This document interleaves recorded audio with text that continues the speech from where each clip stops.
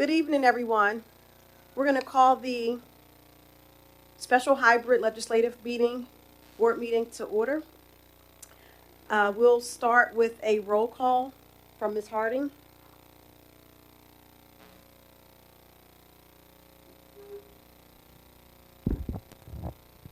Ms. Blitzstein, Ms. Blitzstein is not present. Mr. Burdell Williams, Present. Mr. Epps, Present. Ms. Henry, Present. Ms. Lohman, Here over Zoom. Ms. Mulhern, Present. Ms. Murphy, Present. Mr. Schultz, Here over Zoom as well. and Dr. Whiting. Present. Thank you. That concludes the roll call. Thank you, Ms. Harding. Next, we will stand for the Pledge of Allegiance. That will be led by Mr. Burdell Williams. Also, following the statement of acknowledgement in honor of indigenous and diverse communities.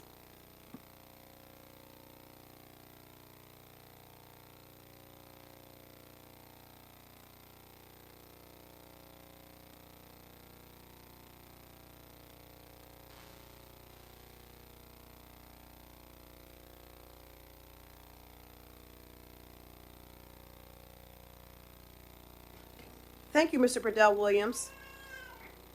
Dr. Scriven will provide his president report. Oh, I'm sorry. Moving fast. Thank you. Now for our acknowledgement in honor of indigenous and diverse communities. We begin this meeting with acknowledgement of and honor for the many legacies that have impacted our community, particularly those buried over time. Acknowledging truth is critical to building mutual respect and connection across all barriers of heritage and difference. Cheltenham Township stands within the Lenape-Hoking, the ancestral homeland of the Lenni Lenape civilization. Their people were and still are caretakers of this land and its rivers, and their legacy continues. We pay respect to their elders past and present. Our community owes its existence and vitality to generations from around the world who contributed their hopes, dreams, and energy to making the history that led to this moment. Some were brought here against their will, some were drawn to leave their distant homes in hope of a better life, and some have lived on this land for more generations than can be counted. Please take a moment to consider the many legacies of violence, displacement, migration, and settlement that bring us together, and as a school district, committed to equity and social justice that fosters intellectual curiosity and discourse. Join us in uncovering such truths. Thank you, Mr. Burdell Williams. And now we will have our president report by Dr. Scriven. So good evening, Madam Chair, Board of Directors, and to our community. This evening we are here to discuss Elkins Park School and the options for continued operation. Next slide would be our vision and our mission. I believe, and we take an opportunity to really call out our vision and our mission before every meeting that we have. This subject is one which definitely embodies who we are as a community.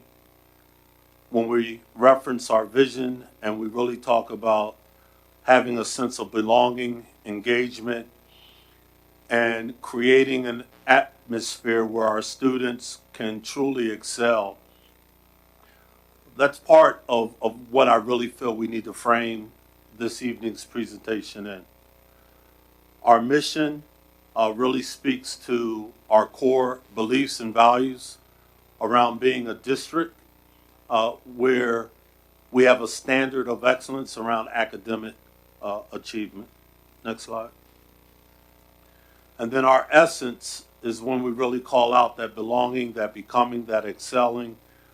That's our why. That's why we do what we do. That's why I'm here committed to you as a district, as superintendent. Next slide.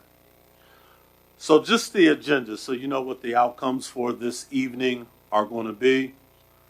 We are going to frame this in terms of the meeting purpose.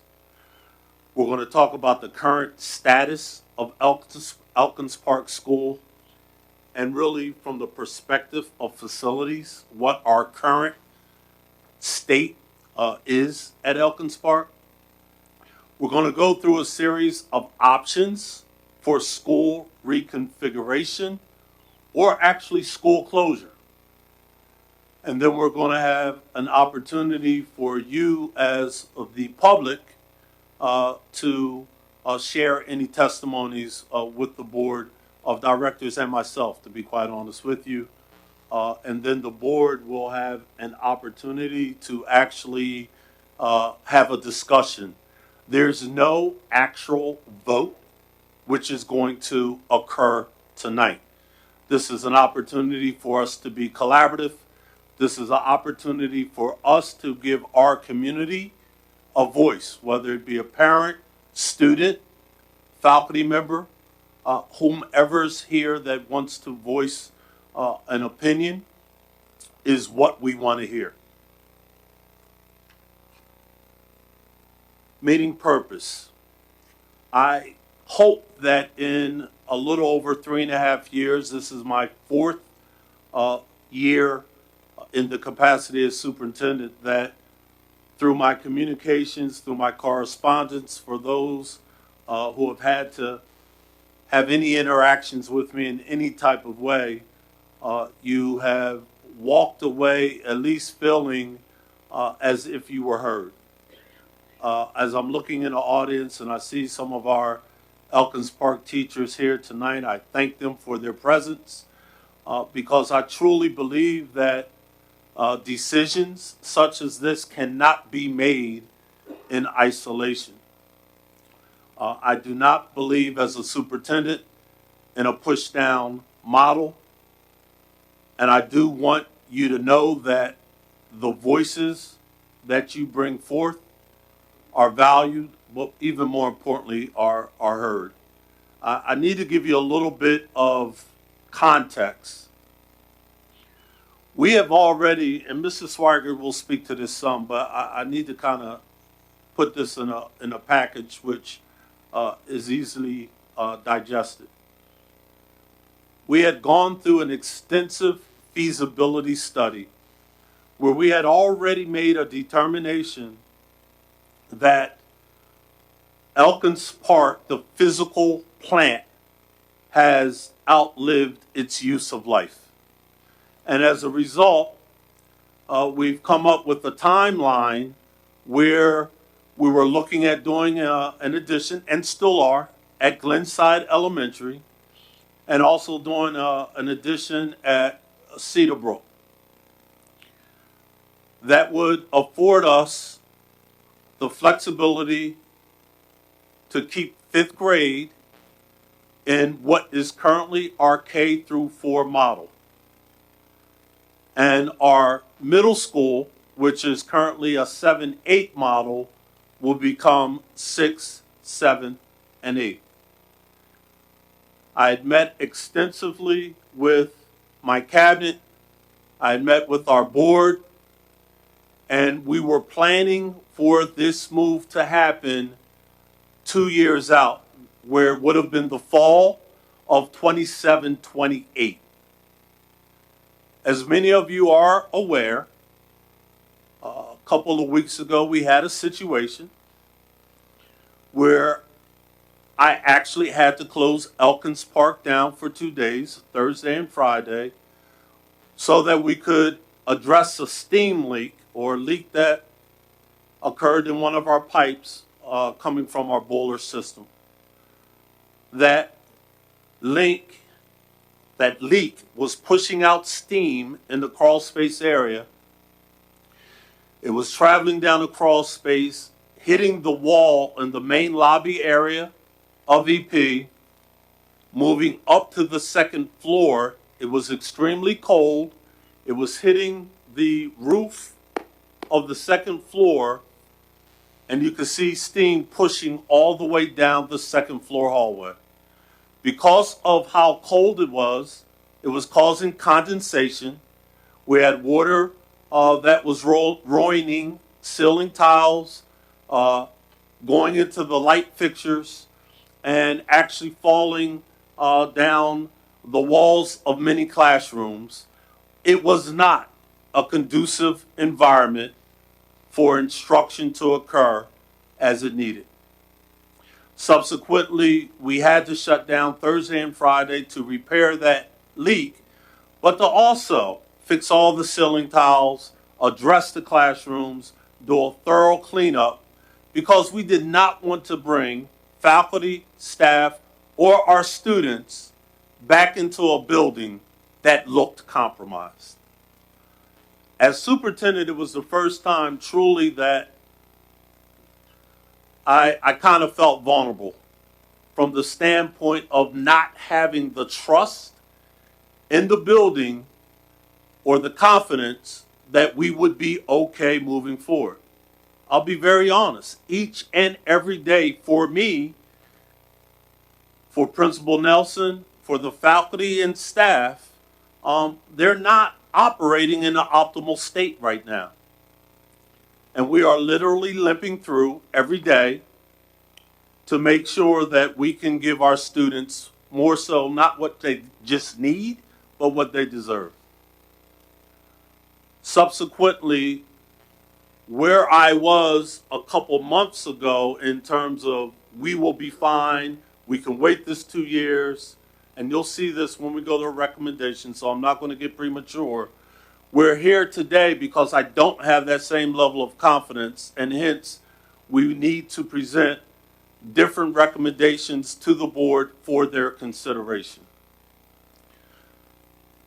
Cheltenham, as you know it, is landlocked. There is no land, there's no space within the district. I have nowhere right now where I can move both the 5th and the 6th grade for an extended period of time. And that is part of what you're going to hear as we move through these different options.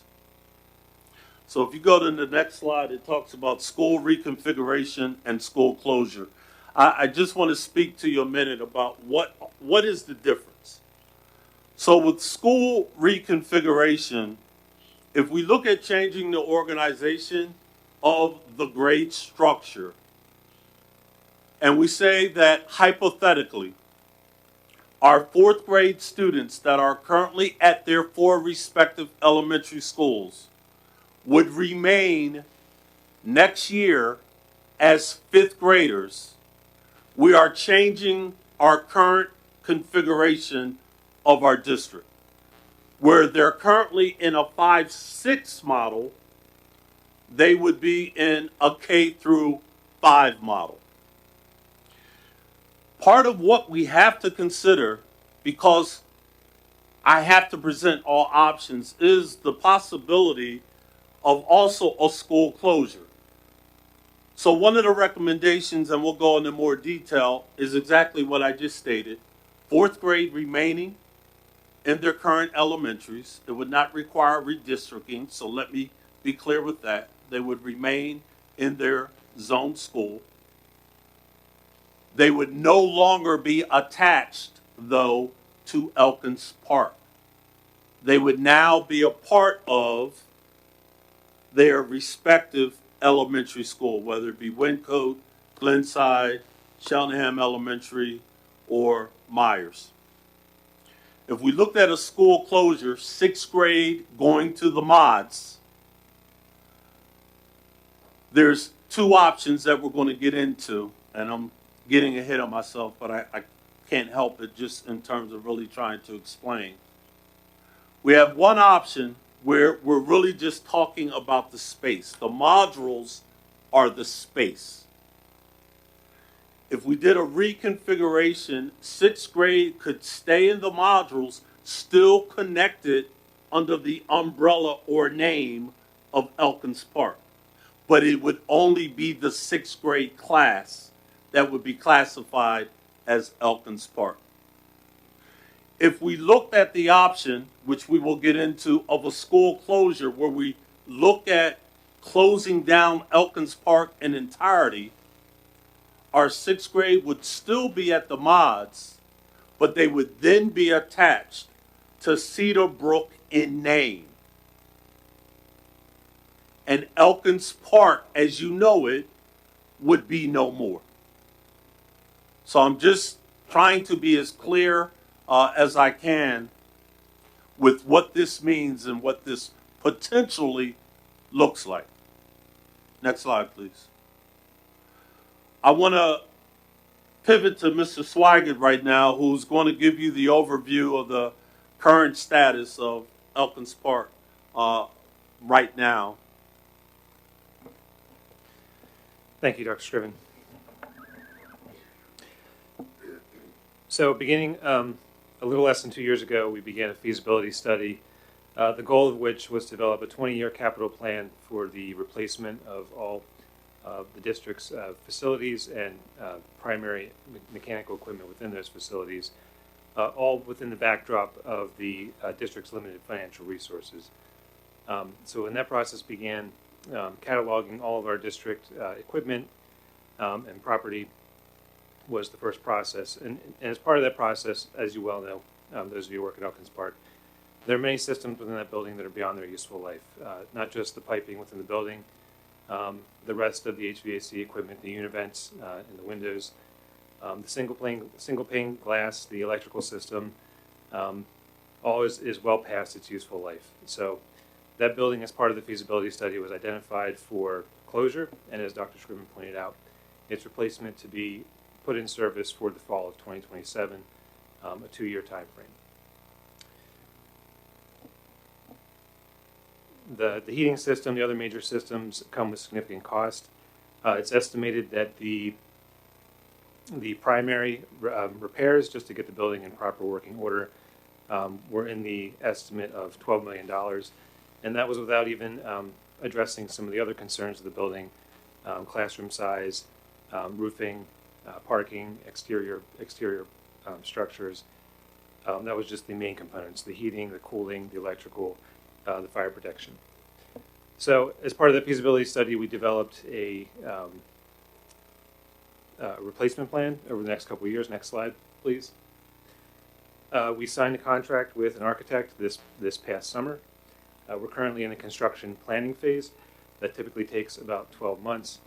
We already have a near complete site plan that we're ready to submit to the Conservation District. As part of that planning phase, that takes about a year, which would put us into next December, at which point we would begin the bidding phase of the project for Cedarbrook and for Glenside for the replacement of Elkins Park. And by the summer of 26 and the summer of 27, construction would commence on both sites, at which point by the fall of 2027, we would have complete buildings that we could be reopened for 5th and 6th grade, so we could have a smooth transition without a disruption of education. Next slide, please. So working with our architects, KCBA, we developed an estimated budget for the addition at Glenside and the addition at Cedarbrook to house 5th and 6th grade, and that estimate was $34.7 million. That was much less than the cost of replacing the Elkins Park building as an entirety. Next slide. That cost was estimated to be $65 million and upwards of $80 million depending on the scope of the project. So given the options and as I mentioned earlier, given our limited financial resources, the decision was approved by the board, and the go-ahead was given to add an addition at Glenside and Cedarbrook as part of our feasibility study. I believe that concludes my part of the presentation. Thank you, Mr. Swart. Now we're going to go through what the actual proposed recommendations or options we have as a board or as an administrative team. I want to preface by saying I had a couple emails today from faculty members of Elkins Park. I want to acknowledge our interim principal there, Mrs. Nelson, who has done an outstanding job with her team, Kelly Porter, Ryan, Byron, and just the faculty and the staff. I had the opportunity, I was there today, where I met with my 6th grade Superintendent Advisory Council, and resoundingly, the experiences that they are having are a great experience. I cannot deny that. The school is at a place this year where the culture and climate is probably at an all-time high, which is a challenge. I say it's a challenge because now here I come with this feasibility study, and we're looking at pivoting and moving a different direction. I want to share, as I've done my homework, that this conversation has been in this community for years. I'm forced, because of the state of that building, that facility, to take action. I have no recourse. I do want to publicly say to the faculty and to the staff, and I've been over to Elkins Park a couple times to address the faculty and the staff. I've been as proactive as possible with making sure that I'm clear with communication. I want you to understand that this is a process. We had to have this meeting. We have to have the meeting on February 4th, where potentially at that point in time a decision will be made after we make this presentation, after they hear your voice. I could not move forward prematurely without knowing which direction we were going to be approved to move. I met with the faculty and staff at Elkins Park last Wednesday, and I was very clear. I hope, but I do want to reiterate, that once we know what direction our administrative team is pushing in with the faculty and the staff at EP to have collaborative dialogue around what the process is going to look like, and everyone will have a voice in terms of where they are going.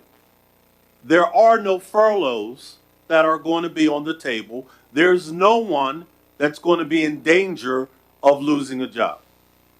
I met with CEA leadership. We gave them a thorough overview of this presentation, and as superintendent, I articulated the same thing. So I want to put that out there, that in the meeting I was not able to go into depth because I need to make sure that I'm putting our resources and time in the direction which is aligned to what the board approves. And I would have been out of order had I tried to do that before us going through this process. So I do apologize to faculty and staff without being able to give the clarity potentially that some needed. I know that there's anxiety. I know that change is always challenging. But I'd be remiss if I did not clearly articulate that tonight. Next slide. So here are the options. The first option is if we were to remain status quo. Remaining status quo would simply state that we would not look at moving either 5th or 6th grade, and we would try to remain in Elkins Park as it exists for the next couple of years until the construction was done at both Glenside and Cedarbrook, and then there would be a move 2 years out. I'll be honest, because I have to be.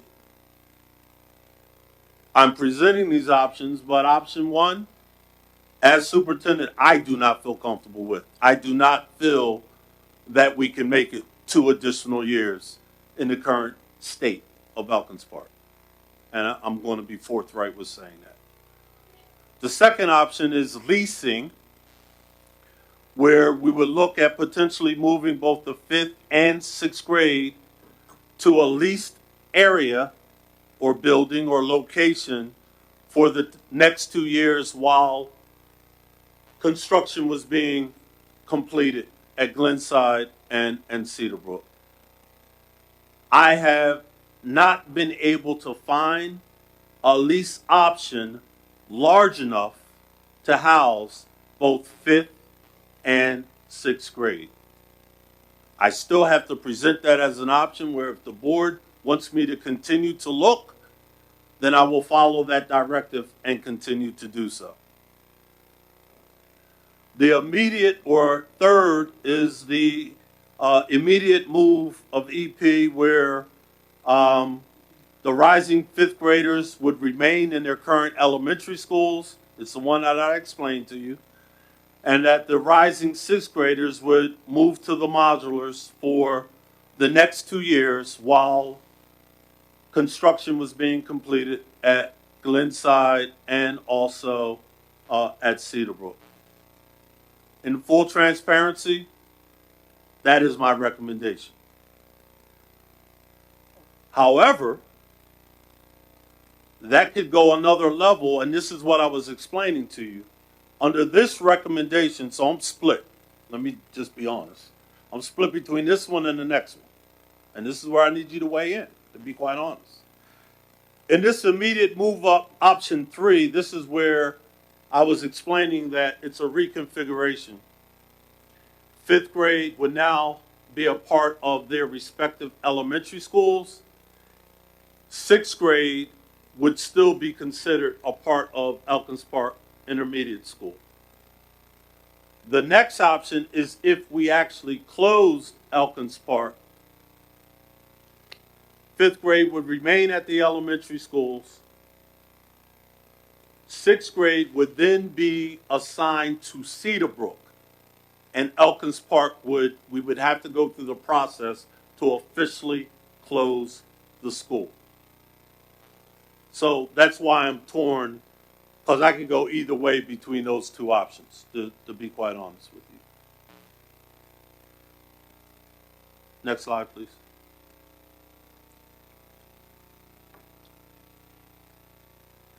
I don't know if you've had an opportunity to see the modules. We did a complete renovation there because we created a program called EPIC, which is empowerment program in Cheltenham. Dr. Zubeiru is our lead administrator there. Thank you for being here this evening. We have to make a decision in terms of potentially walling off the shorter hallway that's in the mods, and that's where EPIC would be housed. Our sixth grade would have that long hallway, which is more than enough space to house them, but the modules are not large enough to house both fifth and sixth grade. When we talk about EPIC, we're only talking approximately 42, 43 students right now. They would be on completely different schedules, but there would be a shared cafetorium that they would use at different times. If I go back to what individuals have shared with me back when Cedarbrook was closed, my understanding is that one of the locations that our middle school students had to go to was a wing of the high school. This approach would be no different. It is the most affordable and economic option that we currently have from my perspective right now.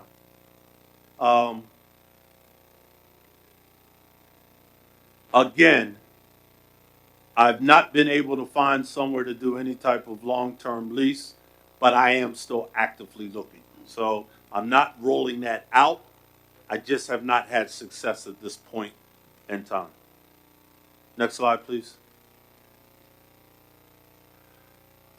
This slide gives you a timeline of what it would look like for each of those options. I think status quo is pretty self-explanatory. You have the leasing option if we can find somewhere, but I have to be realistic. And then we have the immediate move. 27, 28 is where the last sixth grade class or actually that would be 26, 27, would be the last sixth grade class in the mods, and they would move into Cedarbrook officially the fall of 27, 28. And we would continue as we've been doing with our fifth graders in the elementary schools. So that sixth grade would move to seventh, and then that 26, 27 year, our rising fifth graders would also move to sixth. So you would have two sets of new students moving into Cedarbrook the fall of 27, 28. Okay? Next slide, please. I'm going to ask our Assistant Superintendent, Mrs. Savage, if she can just go through key assumptions in the next 5 slides, I believe. Good evening. Can you all hear me? So some key assumptions that we had to make with regards to each of the options that have been presented are on the slide in front of you at this point. For status quo, if we were actually to keep Elkins Park School open for the next 2 years until the construction was done at Glenside and at Cedarbrook, we are having to assume that the systems are in fact maintainable, and at this point that is not sure. We also would have to make sure that our flexible instruction day application is approved by the Pennsylvania Department of Education, which would give us some flexibility in case we had to close Elkins Park for extended periods of time, as we've had to do over the past couple of weeks with the 2 days due to the heating issue. For leasing, the key assumptions are that we are able to actually find a suitable space and a space that is large enough. There are some underlying regulatory and zoning issues that go with having students in particular spaces. So if we are going to lease a space, we have to make sure that it's zoned properly and that it is actually suitable for students. So there is not a lot of those options here in the township that currently exist. There are a few that we are exploring, but we will also have to make sure that whatever lease space we are going into doesn't need a tremendous amount of work, because it actually would defeat the purpose of the move itself. With the immediate moves, the assumptions are that there's sufficient space at each elementary school to accommodate rising fifth grade students, and also that there's sufficient space at the modulars to accommodate the rising sixth grade students. Which leads to the next slide. Next slide, please. Where we're looking at the elementary school enrollment from this school year into next school year.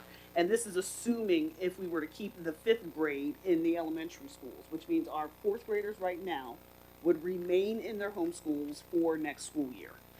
So what you see on this slide is the elementary school name, and then underneath of the elementary schools in parentheses, you see the building capacity. And the building capacity is about the number of students that the school can actually hold. And you'll see for Cheltenham Elementary, it's 600. Glenside Elementary is 550, Myers is 500, and Wyncote is 450. What you see as well in this chart, the light blue column is the number of students that are actually in each of these schools during this school year. The dark blue column is the number of students that will be in the school next school year, assuming that we have enrolling classes of about 65 students at each of the elementary schools. For Elkins Park and the modulars, which is further over to the right, you see that the current enrollment is about 575 fifth and sixth graders. The following year, whether EP is opened or closed, depending upon the metric that we use, we would see that we would have 295 sixth graders that would remain in the building. If we actually keep sixth grade and the students in the empowerment program in Cheltenham, the EPIC program, at the mods together, you see that we have 345 students that would be at the mods. The capacity at the mods is about 400 students. So there is space at the mods to accommodate EPIC and the sixth grade. However, with 575 fifth and sixth graders, that's what's making this difficult. There's simply just too many fifth and sixth graders for them to remain together and utilize the modular space effectively. Next slide, please. There's also some assumptions that we would need to make in terms of curriculum instruction and planning. I think these things, though, will be very dependent upon the decisions that are made at the board level around reconfiguration versus closure. More detailed planning and logistics would have to occur after that decision takes place. But some things are pretty obvious, like master schedules would need to be shifted in the elementary schools. For our sixth graders, we would have to make a decision around whether or not we mimic the schedule at Cedarbrook in particular, not just in terms of the school schedule, but in terms of start and end times, making sure that we understand the instructional model and keeping fifth grade co-taught, and perhaps moving to a sixth grade single subject model, which would actually likely require us to involve even more teachers than we currently have at Elkins Park. And then thinking about the instructional materials and what we would move. We are in a curriculum and instruction process, a curriculum adoption cycle right now, so there are certain materials that would not move out of Elkins Park because they would be replaced with new materials, particularly our science and our math materials. And then planning for special education supports and services for our students and making sure that they are served appropriately is something that we have thought about preemptively, and thinking about where students could be absorbed into caseloads, where classrooms would have to actually shift. We have had an increase in the number of students that have autistic support services across the district. We might have to think about those classrooms in terms of where they are housed, and perhaps open classrooms in every elementary school. So there is additional planning that would need to occur.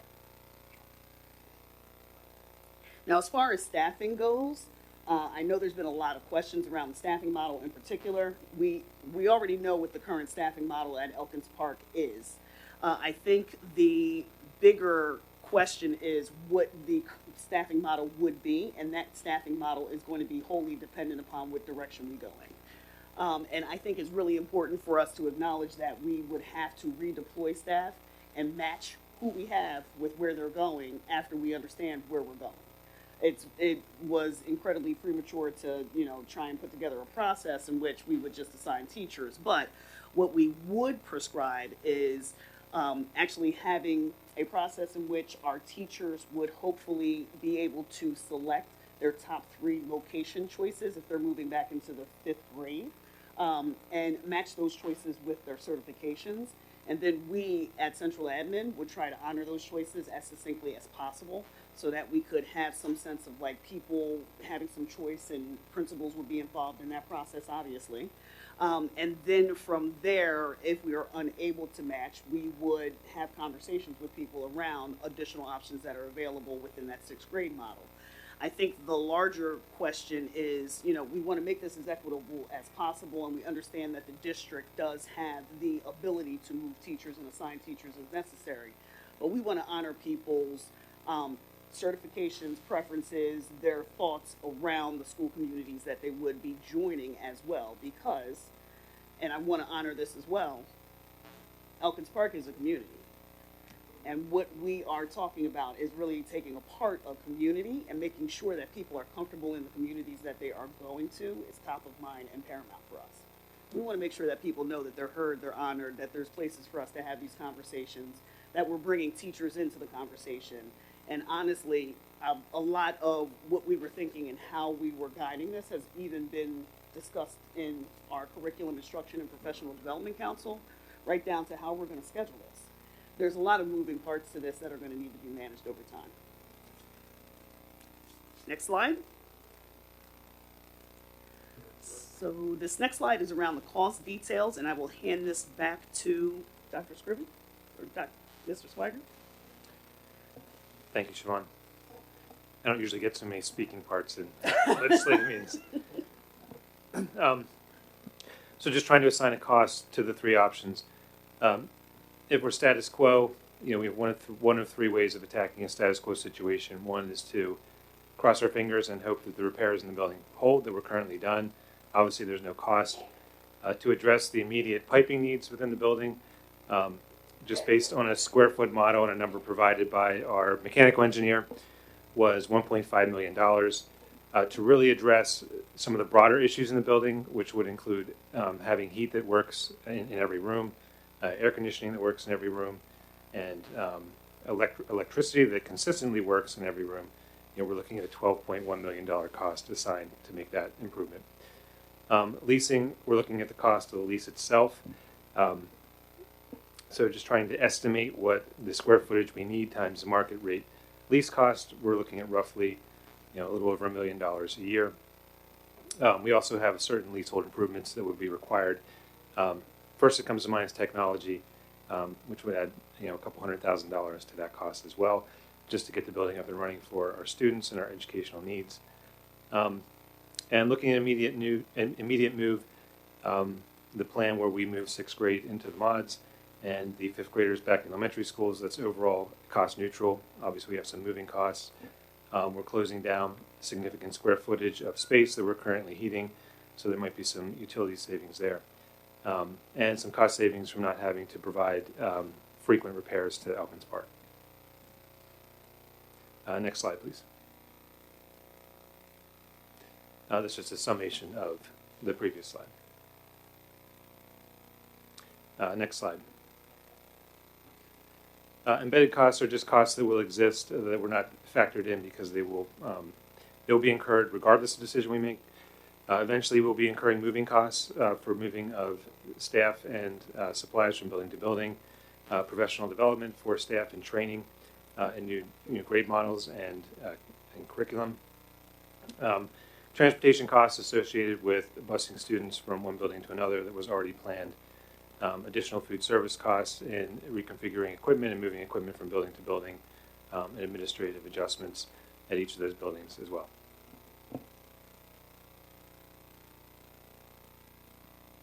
Dr. Scriven, back to you. So that concludes our presentation. I'm going to turn it over to Madam Chair, who I believe will facilitate public comment. So as we move to public comments, just a couple of housekeeping items.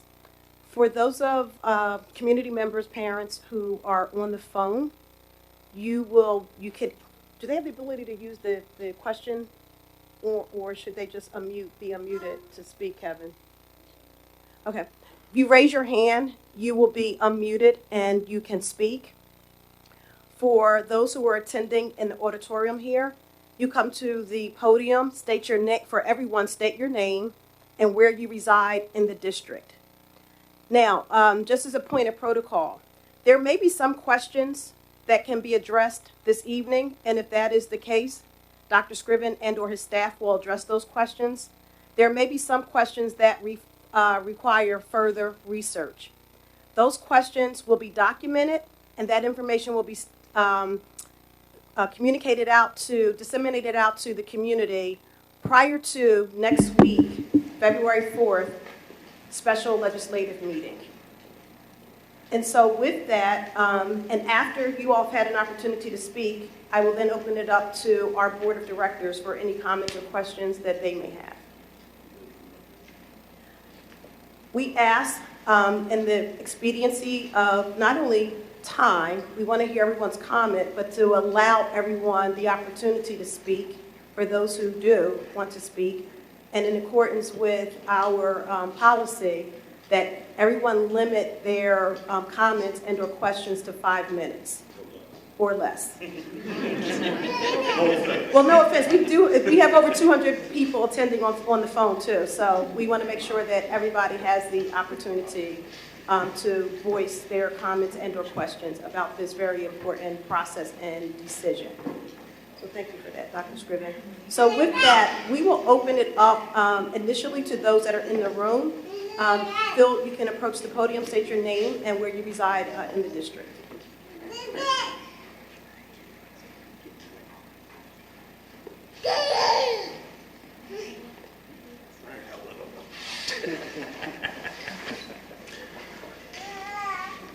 Good evening. My name is Stephen Suplick. I'm a 6th grade math and science teacher at Elkins Park Elementary. I think one of the things that is the most difficult for us is the idea of actually breaking up among the 5th and 6th grade teachers. I know we called it a community. It's also family. I've been there for 7 years, and it has been, a wonderful 7 years with the people working with and with Mrs. Nelson and, the other principals that we've had. I will say this, though, that one of the problems that we run into in that current building is the unknown. I think I know I go in every morning wondering, what will my classroom feel like today? Will the heat be on? Or will the air conditioning work? And it's difficult to really make a situation in the classroom where the kids are cold, with their jackets on, with hats on, feeling the wind literally blowing in through the wall, and, trying to keep their attention, which, is a challenge in and of itself. So the last thing we want to do is break up, but I think the most reasonable and best thing that we probably could do would be to move to the mods. I think I'm not speaking for everybody, but I'm speaking for myself and some of the other teachers that I have spoken to, that the mods seem to be the most, have the least amount of impact on half the staff. I know it's not as happy for the fifth grade teachers who would not be staying in the building, or at least in the area, but it is something that, at least for half the staff, we would be able to maintain some semblance of togetherness as EP, or call us Cedarbrook if that's the case. But that's pretty much where I think I feel would work best for us moving forward. Thank you.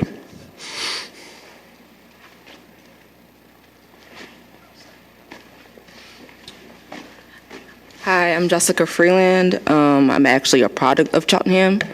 My family moved here. I started in the 4th grade. I am a graduate of 2007 of Cheltenham. I currently have a daughter here in the school district. She is in autistic support. But though to say that, Elkins Park has always had issues when I was there. So it's finally being addressed, great. Kind of a little bit too late in my terms. But with that being said, I know you said with the autistic support, my daughter was supposed to be at Elkins Park this year, but she couldn't due to the building and also not having enough adequate staffing for her. So that's an issue with going on into you guys doing the mods, is that staffing is key, as well as the resources. She's currently at Myers, and they just added a sensory room, which is great. But it was a major issue for me that that wasn't not implemented in Glenside. I'm sorry, I live right across the street from Glenside Elementary. So that wasn't addressed when you guys did the construction for Glenside there.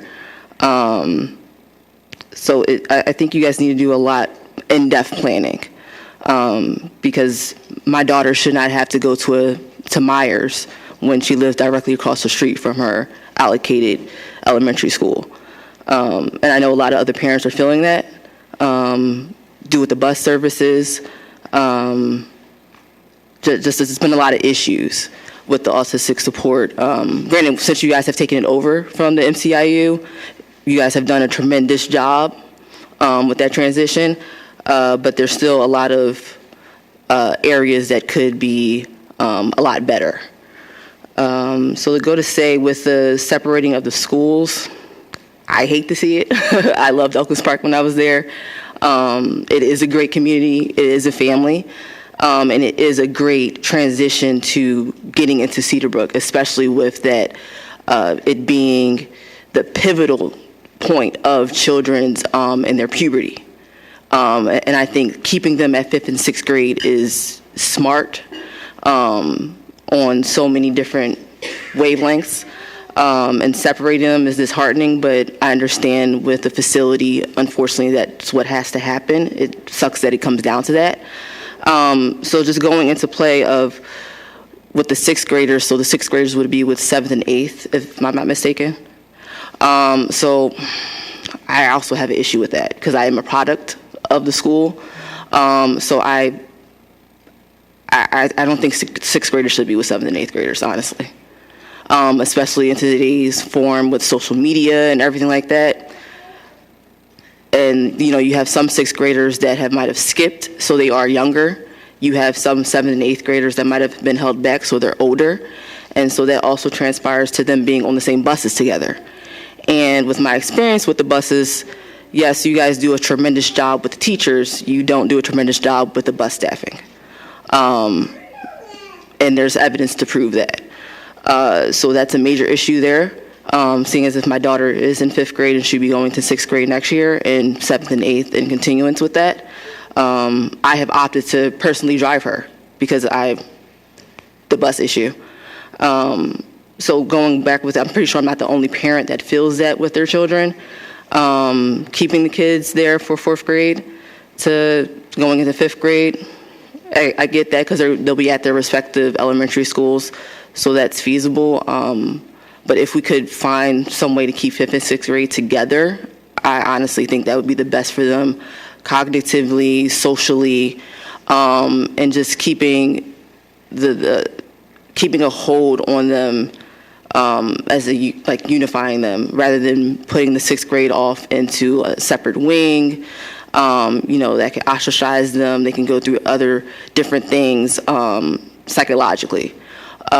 So I get these are the options, but I would really strongly pursue the leasing option, just to keep that unity together, but also because this is a pivotal time in those children's lifetime. So.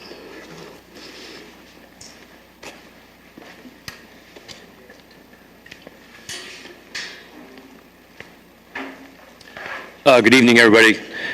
My name is Doug. My name is Doug Johnson. I'm one of the physical education teachers at Elkins Park School. I want to first of all share the sentiments that Stephen Suplick said, in that we appreciate the fact that you had mentioned taking into consideration that we're all family. This is my 31st year in a district, most of which has been at EP, and the thought of us all kind of going our separate ways is probably the biggest thing that we talk about amongst all of this, that we won't be seeing each other as much anymore or spending time together as much as anymore. So please take that into consideration when we go through this process. Specifically for me, I'm here to ask if you would please consider to keeping the gym open. As a phys ed teacher, the climate that we have created in our environment is drastically different than what all of us adults in the building, or in this room here, would be considered thinking about when it comes to phys ed. We now use the activities in the gym to serve as vehicles to teach them social and emotional skills. To be quite honest with you, we put kids in situations where we want them to feel adverse conditions. We want them to feel anxious or to deal with anger and frustration. And then we take the process of identifying those moments and teaching them how to handle that. This is all stuff that we learned when we didn't have a cell phone to preoccupy ourselves, where we were outside after school every day, playing kickball, playing whatever, hide and seek, tag, kick the can, all of those things that gave us opportunities to teach those social situations have now kind of gone by the wayside, especially since COVID. And we, myself, Ryan Holland, who's my colleague, we tailor all of our lessons around teaching kids how to handle those moments. Specifically today, I had a student who was playing basketball, and over the course of time, when you watch 5th and 6th graders play basketball in the gym, it's more like organized chaos and a little bit of a rough house kind of a moment. And I could see the kid getting frustrated. In the beginning of the year, this particular young man lashed out and caused a fight and got into a fight. And through the process of us giving him an opportunity to express himself and validate his feelings, and you know what, being upset is okay. That's a normal feeling when you're in a situation like that. We want to take the time now to teach you how to handle that. And today, same situation happened again, and he processed it in a way that I was extremely proud of. He was really upset, but he separated himself. He got himself calmed down. He asked if we could talk. And that's just one of 1,000 moments that we have over and over again in the gym. If we're in the mods, I'm going to be limited in what I can facilitate in terms of offering opportunities to give kids to have those moments.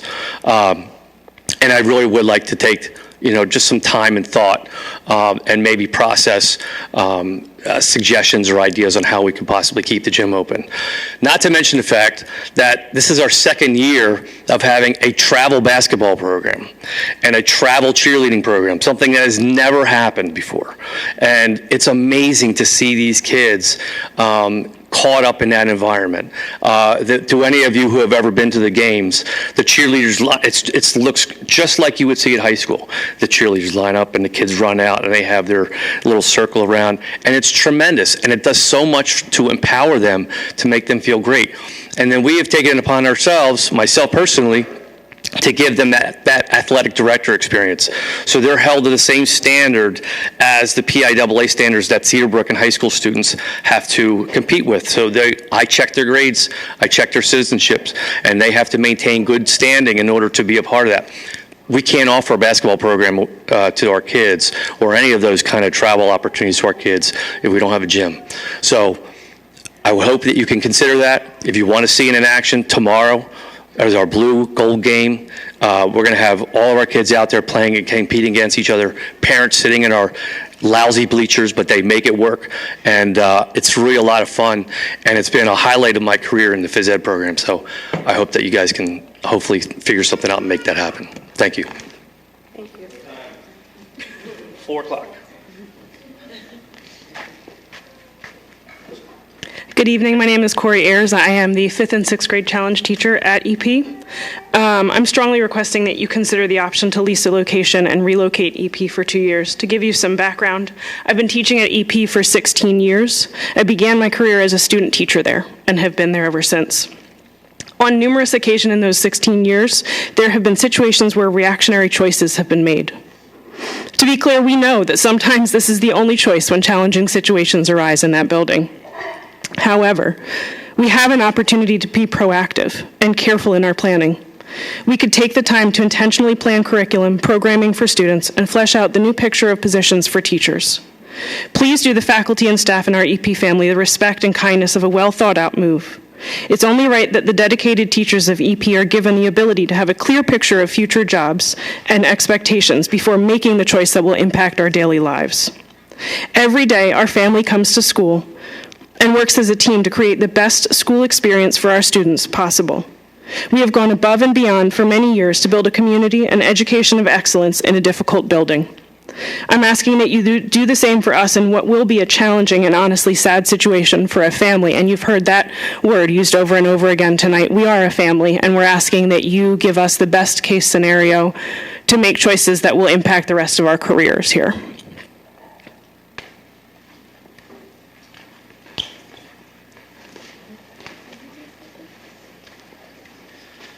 Hello, my name is Ivan Zivanovic. I'm a resident of Melrose Park, Cheltenham. I have 3 boys. One is in 6th grade in Elkins Park. I have another one in Myers Elementary, another one coming to Myers Elementary. The module with the 6th to 8th is my biggest concern. I want to voice the concern of the parent. It's a great school, but I agree with staffing issues, with busing, conglomeration of the ages of the kids. I was concerned with 5th to 6th grade. 6th to 8th is, all I can say is just you're going to have to do a lot of planning and prepping for the mixture of that, and I'm sure you're aware of that. So I just wanted to voice my concerns about 6th through 8th, and I do agree with the previous, with keeping or trying to go to a leasing model if we can, please. Thank you.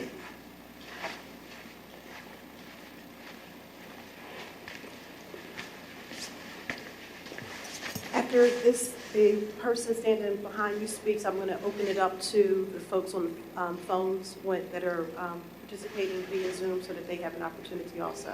And then we'll bring it back to the auditorium, okay? Okay. Hello, my name is Joy Howe. I am a parent and I live in Wyncote. I have a clarifying question before I make a statement. Is there any way y'all can go back to the options on the slide? Because there were two options that the superintendent was bouncing back between, and I wasn't sure on the differences between the two. So the immediate moves, there were two options between it. Okay, right here. So could you clarify a little bit more the difference between the open EP move and the closed EP move? Yeah, so the main difference is that under the third option, the sixth grade students at the mods would still be classified under the name of Elkins Park. Okay. Under that fourth column, if we made the decision to actually close Elkins Park, then the sixth grade students in the modulars would be affiliated with Cedarbrook Middle School. Okay. And second clarifying question.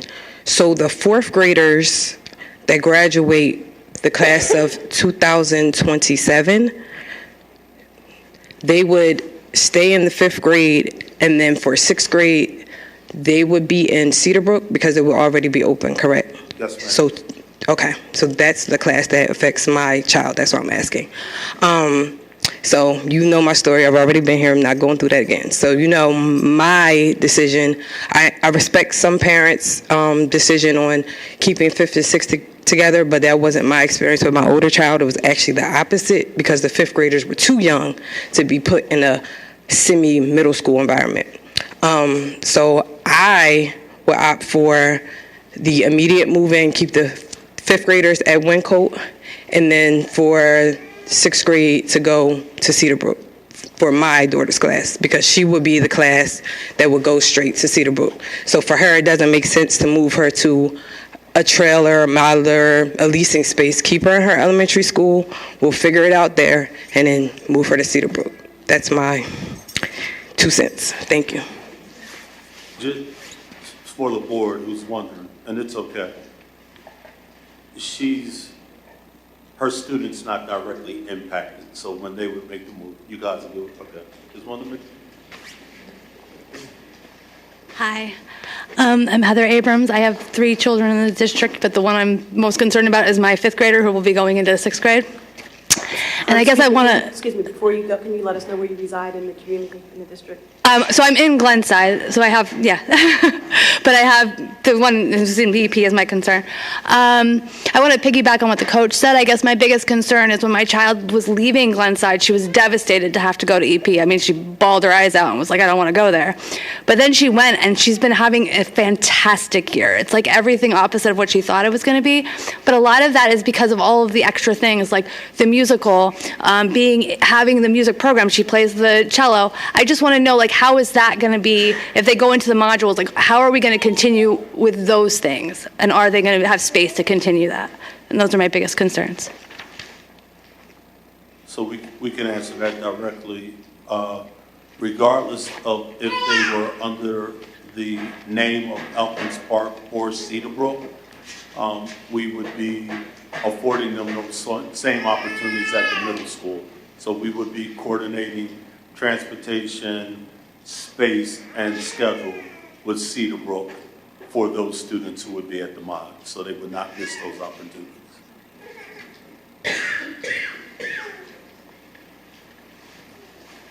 Mr. Kaufman, are there any folks online? Oh, okay. Since you're standing, I would go ahead and voice your question or your comment, and then we'll move over to some of the folks that are online. Thank you. Okay, my name is Shanae Tucker. I'm a parent educator with the EPIC program. I know this main focus of this meeting is to address EP because they have the major issue, but I don't want everybody here to forget about EPIC. I feel like it's been mentioned like the mods, and not really the EPIC program. And I'm not sure if everybody is aware of what the EPIC program is and what we do. We do a lot of great things over there, and even though this is our first year, I feel as though myself and my other colleagues who aren't here, but we feel as though we're just getting our footing. And similar to what the EP staff said, that they're a family. We're a family too, a small family, but we're a family too. And throughout this whole process, I just want everybody to consider us as well. Just listening to the comments, I heard a lot of parents speak and staff speak about the age difference. You have to remember that the EPIC program are high school students. So if they move into the modulars, the sixth graders will also technically be in the same building as high school students. So just to keep that in mind, and just think about all the things that I know you guys want to keep and all the things that we want to keep doing as well. And I'm not sure if that will continue if we are kind of shifted to the smaller space. So I just want, like I said, I think, of course, EP is the major issue here, but I also want everybody to keep EPIC in mind. So when you guys continue to talk about things and mention the leasing option, I don't know if this has been presented on the table or I may have missed a slide or two, but is it possible that you guys can look into a leasing option just for us? Because we are a smaller entity, we're a smaller group. So maybe that might be something easier to find or to look for, to consider our 40 plus students and also almost 20 staff members as well. So I just want to present that option there too, to put that on the table to potentially find a leasing space for us. And also just don't forget about the EPIC program throughout this whole process. Oh, thank you, and we will definitely take that into consideration. Mr. Kaufman, are there any attendees online that have their hands raised? Okay, you can start to unmute them. Okay.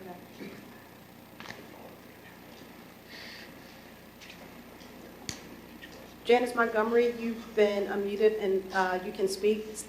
We already have your name, so just state where you reside in the district.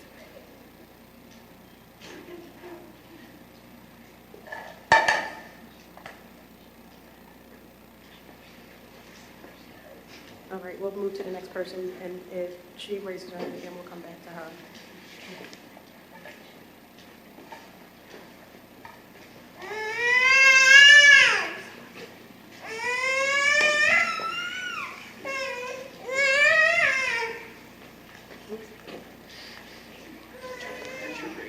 Rebecca Cohn. Hi, my name is Rebecca Cohn. I live in Elkins Park. I have a kiddo at Cedarbrook now in the 7th grade, and I have a 5th grader at EP. My main points are between the EP open and EP closed model.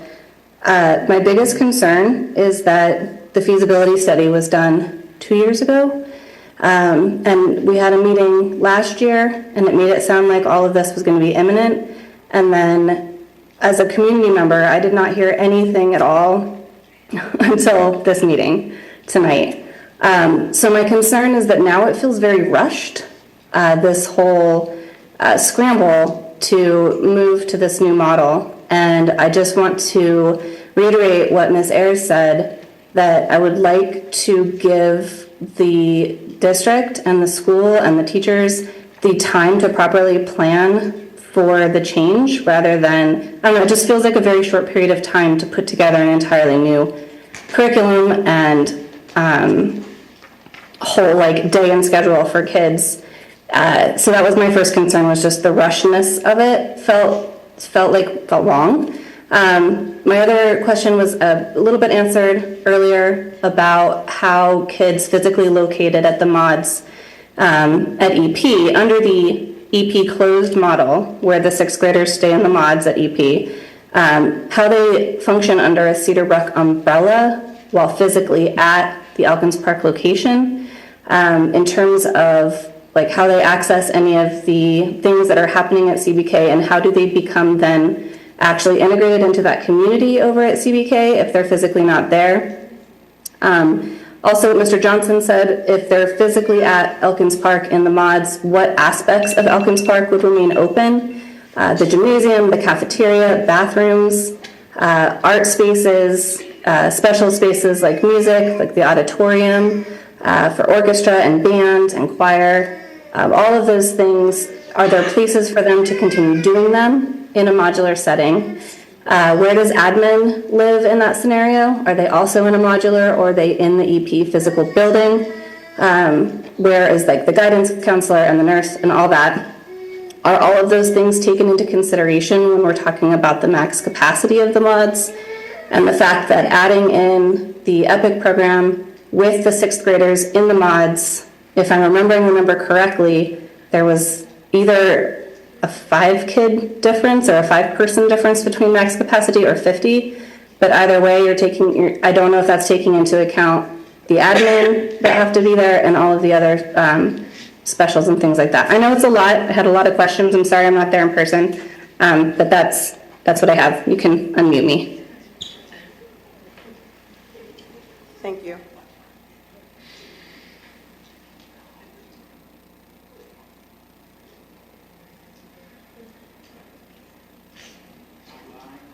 Tom Bonner. Tom Bonner. That's me. Good afternoon. I live in Winco, Pennsylvania. I have 4 children in the district, the youngest of which is a 5th grader at EP right now. Appreciate the thorough overview of the study that was done. I actually entered both of these questions into the Q&A, so I will read them quickly for consideration. Some of these are related to the points that people just made. First question. If the students moving into the modular buildings are to be part of Cedarbrook, will the mods be moved to the Cedarbrook campus as to not keep the students connected to a dead building? In parentheses, and obviously permit collective use of the Cedarbrook gym, cafeteria, fields, auditorium, etc. Second question, does the estimated cost of construction for the overall project, inclusive of the Glenside and Cedarbrook additions, include demolition of the Elkins Park School building? If not, what is the plan for the Elkins Park School building after it is vacated? Thank you very much. Thank you. Gentlemen, right here, we will hear your comment questions. My name is Richie Frank. I live in Cheltenham Village. We have 5 children, the oldest of which is in 8th grade, a 7th grader, a 4th grader, a 2nd grader, and in 2 years, a kindergartner. So we've dealt with Cheltenham Elementary, Elkins Park, and Cedarbrook so far in the school district. Some of my wife's and my concerns or questions would be, we know you have classroom capacity at the buildings, but common use spaces already seems tight from our experience, especially at the elementary school with lunch beginning as early as 10:50. So if you're adding a whole nother grade level, are you considering that and starting to have kids eat breakfast after arriving at 9 o'clock at 10:15 and then having to go a full day? And then a similar question for Cedarbrook, for meal capacity, my daughter starts at 11:11 currently, adding a whole new 6th grade class. Are you considering nutrition, where elementary schools you bring a snack? Are Cedarbrook teachers, if you have a 10:45 lunch, going to say, yeah, bring a snack to science class at 2 o'clock because you haven't eaten in 4 hours? These things are important for learning. Music program currently starts with instruments in 5th grade at Elkins Park. Will that be dropping down to the elementary schools? From our experience, the arts programs have been a great help to our children so far, and we would hate to see that just restricted to a start at 6th grade. A whole year of learning an instrument is a big deal, and I think our music programs would lose a lot. Similarly, we have a challenge teacher here. She could speak more to this, but 2 of our daughters are involved in that, 3 of our daughters are involved in that program. And with remaining in 5th grade at Cheltenham Elementary, we looked forward to integrating more people for a collaborative workspace in the challenge program when they got to EP in 5th grade. That would be restricted to still a very small group that is taught by a teacher who also instructs the whole school? Would we be having a challenge teacher traveling around to the fifth grade buildings? Would there be any more collaboration with that? And similar to the last gentleman, what is the plan for the property? Have you been in talks with the township, which is also doing facilities studies about community use spaces? Would that be gifted to the township to use as a resource that could benefit our entire community in a way where they have been running out of spaces to put a larger community center for our township? Would that be a possibility? And then finally, I would express a similar busing concern. There's a difference going from elementary school bus to EP, and even more EP to Cedarbrook with language, with occasional fights. I would have a concern about sixth graders being on that seventh and eighth grade bus. Thank you.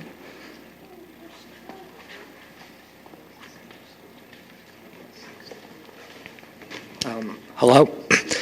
My name is Theo Brown. I'm a sixth grade English and social studies teacher at EP. I'm going to try and make it quick because I have a baby who's up way past his bedtime. I wanted to speak because this is my first year in Cheltenham. As far as teaching goes, I'm part of the COVID class, meaning I got my teaching degree when the world was normal, and then my first day teaching was virtual. And since then, admittedly, every year has been it's been challenging for various reasons. Me and my family, we moved up here last year, so it's been a big adjustment. I'm coming from a much larger school district, and one thing I do want to acknowledge is that in the past 5 or so years that I've been teaching, this is by far the very first time that as a teacher I've ever felt heard by an administration and really valued. So I do want to recognize that by no means do I feel lost in the shuffle, and I do trust that you do, that you're able to prioritize both teacher and student without having to sacrifice one over the other. So I do appreciate that. I did feel compelled to speak. I came from a 6 through 8 model, and a challenge for me this year was adjusting from a 6 through 8 model to a 5 and 6 model. There are definitely challenges with having 3 grades of students who are going through a tremendous amount of change, all in the same building, 100%. But I do think there's something to be said about the value of building a relationship as somebody comes into middle school and then being able to be with them throughout that process until they enter into their high school phase. Those relationships don't feel temporary. They don't feel kind of like, well, I'm getting to meet you today, but I'm going to say goodbye to you in a few months. Those relationships, even though I've moved out of the city and I'm up here, have lasted to this day. I do also want to mention that there is something to be said about sixth graders no longer being the oldest kids in the building, but being the youngest kids in the building and having older grades to look up to and have those role models who are right there in front of them. So I really valued being a part of that model. It was a big adjustment to exit that model, but I did want to advocate for that because I feel like there is so much untapped potential in not being a part of that range of a community. I just want to say that advocating for myself, there hasn't been a year teaching where I have felt necessarily secure or comfortable or felt that that I've like arrived, right? And so moving forward, I 100% believe you and I trust you, and it's nice to be able to speak to my superintendent instead of like watching him on TV. But I do just want to say that as a first year in Cheltenham, first year teacher, my concerns are just I do want to get to a point where in my career, and having come from a family of teachers, I've seen it in other people's lives where I do feel like I feel safe and secure in that I have a place to work and that I've finally arrived somewhere, as opposed to wondering if I will be here next year, whether it's, I don't know. I have very little seniority, and that was always a concern when I was in a different district. So I just wanted to thank you, advocate for 6 through 8, and that's it. Thank you. Mr. Kaufman, are there other folks on the line?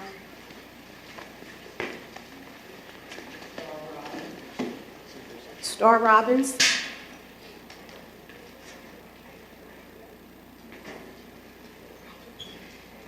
There we go. Okay. Hello. I have one child at Glenside. I want to just give a quick. Ms. Robinson, I asked you to let us know where you reside in the district. Yes. So I kind of reside 2 places. My home is currently being renovated in Lavrock. My daughter goes to Glenside, and I'm currently residing at the Wyncote Tower. So I'm in Wyncote, but yes. And my daughter goes to Glenside Elementary, the very wonderful, I should preface that with the wonderful, amazing Glenside Elementary is what I should call it.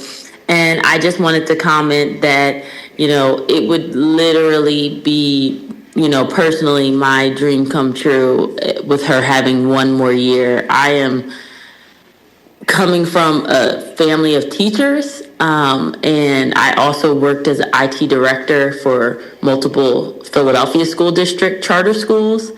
And I have found that I think that in my opinion, the 5th graders fit a little bit more in with elementary schoolers. Although I do see the concern with the 6th graders, because I know that's a troubling year when kids are in 6th grade as well. But just as my personal comment and opinion, I would love the immediate move in keeping my daughter, who is currently in 3rd grade, up at Glenside Elementary through 5th grade. That's it. Thank you.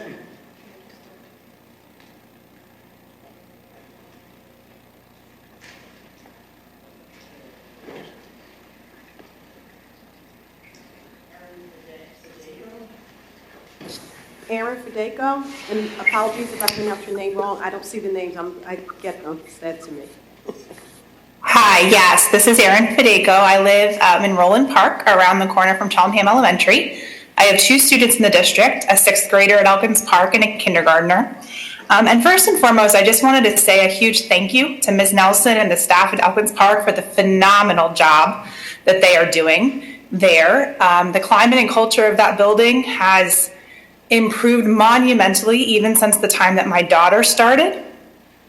She comes home with stories of PBIS presentations and gatherings and just extra stuff, fun things they get to do.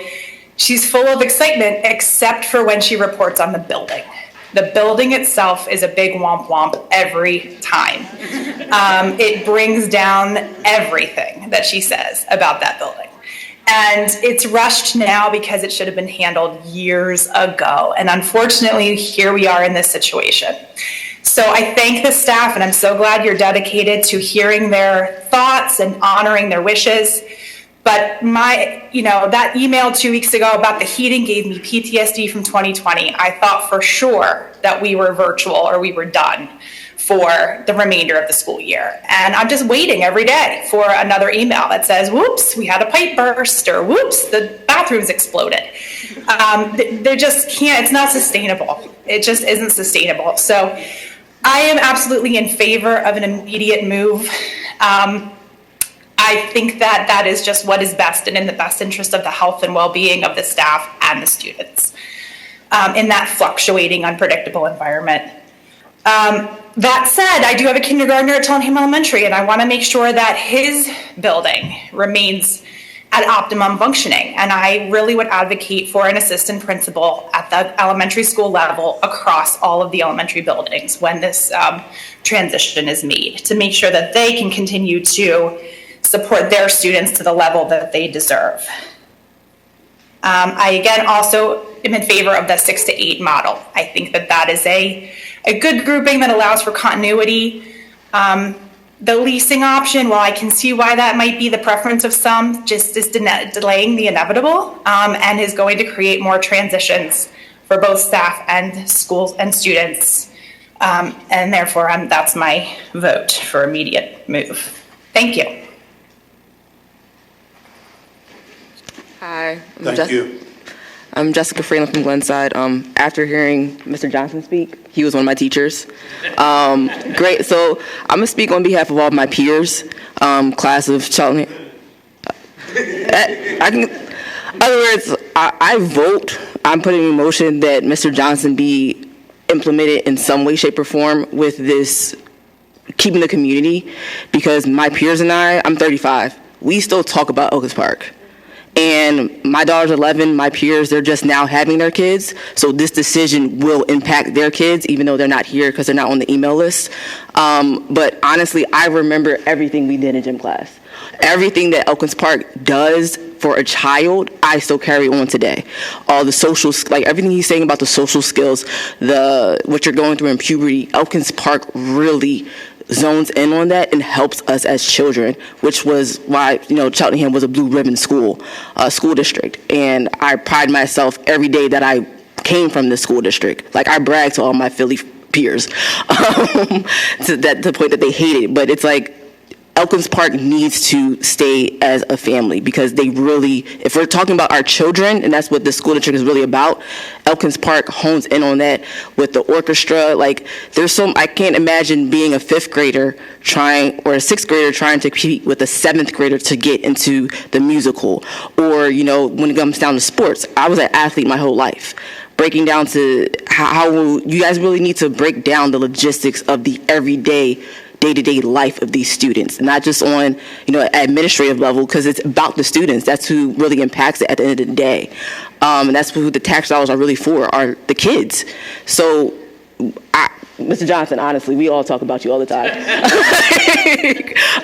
But you really need to implement him, because he knows what he's talking about. He's been here before. He'll more likely be here after you guys. And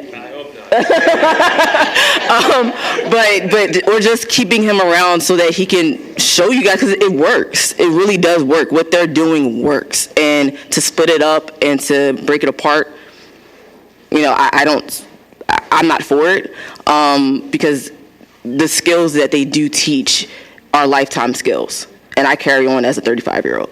So that's it. Thank you. Step up in the line. Sorry. Thank you. Ramona Aponte. Hi, my name is Ramona Aponte, and I have 2 3rd graders in Wyncote. I live in Wyncote, and I have a 5th grader in Elkins Park. My 5th grader, Joey, is a child that has a lot of issues. It's been very, very hard for him to get used to the new school. And I am worried about how this might affect him. He needs a lot of support, and he's gotten that at Elkins Park. 100%. I am so happy. I appreciate it. 100%, 110%, if you want to say it. But going with children that are older, I don't know how he's going to act. And he just had another move in school. It's the 3rd move this year, from one class to the other. And then telling him about another school, I really don't know how it's going to work.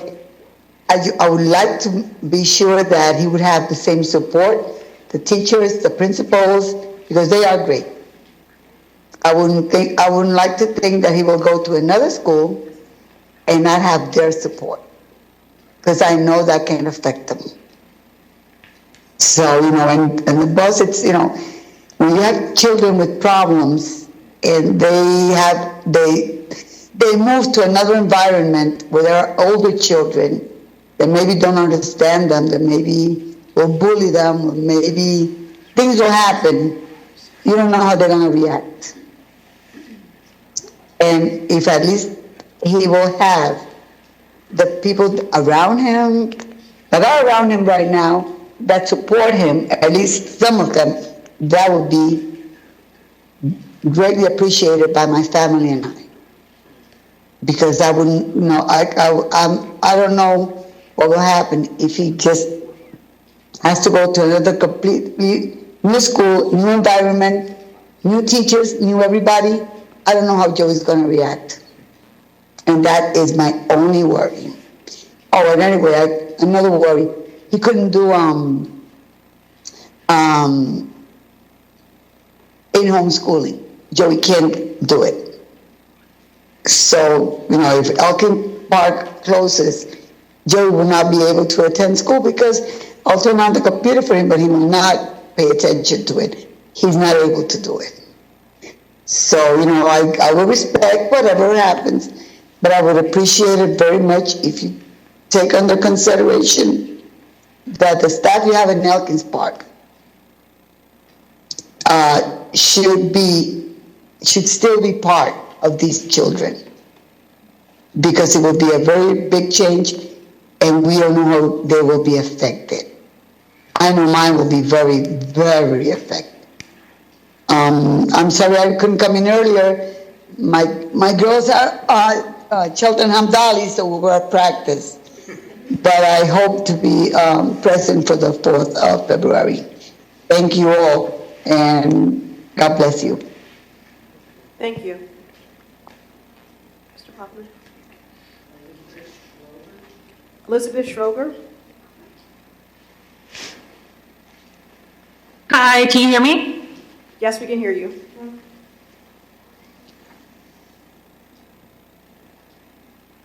Ms. Schroger, can you hear us? Can you hear me? We can hear you again. Okay. So my name is Elizabeth Schroeder. I have one child in the school district. He's in 3rd grade at Cheltenham Elementary. He's been there since kindergarten, so I've got to see it throughout the years. This meeting is really eye-opening to me. It's the first one that I've attended, and it's very interesting to see that parents share similar concerns as well as differing ones, and the teachers as well. If you guys were to keep the rising 5th graders in the elementary schools, I have a few concerns with that. One of them being that currently the pickup and drop-off at least Cheltenham Elementary, it's on a very busy street and it's already a nightmare.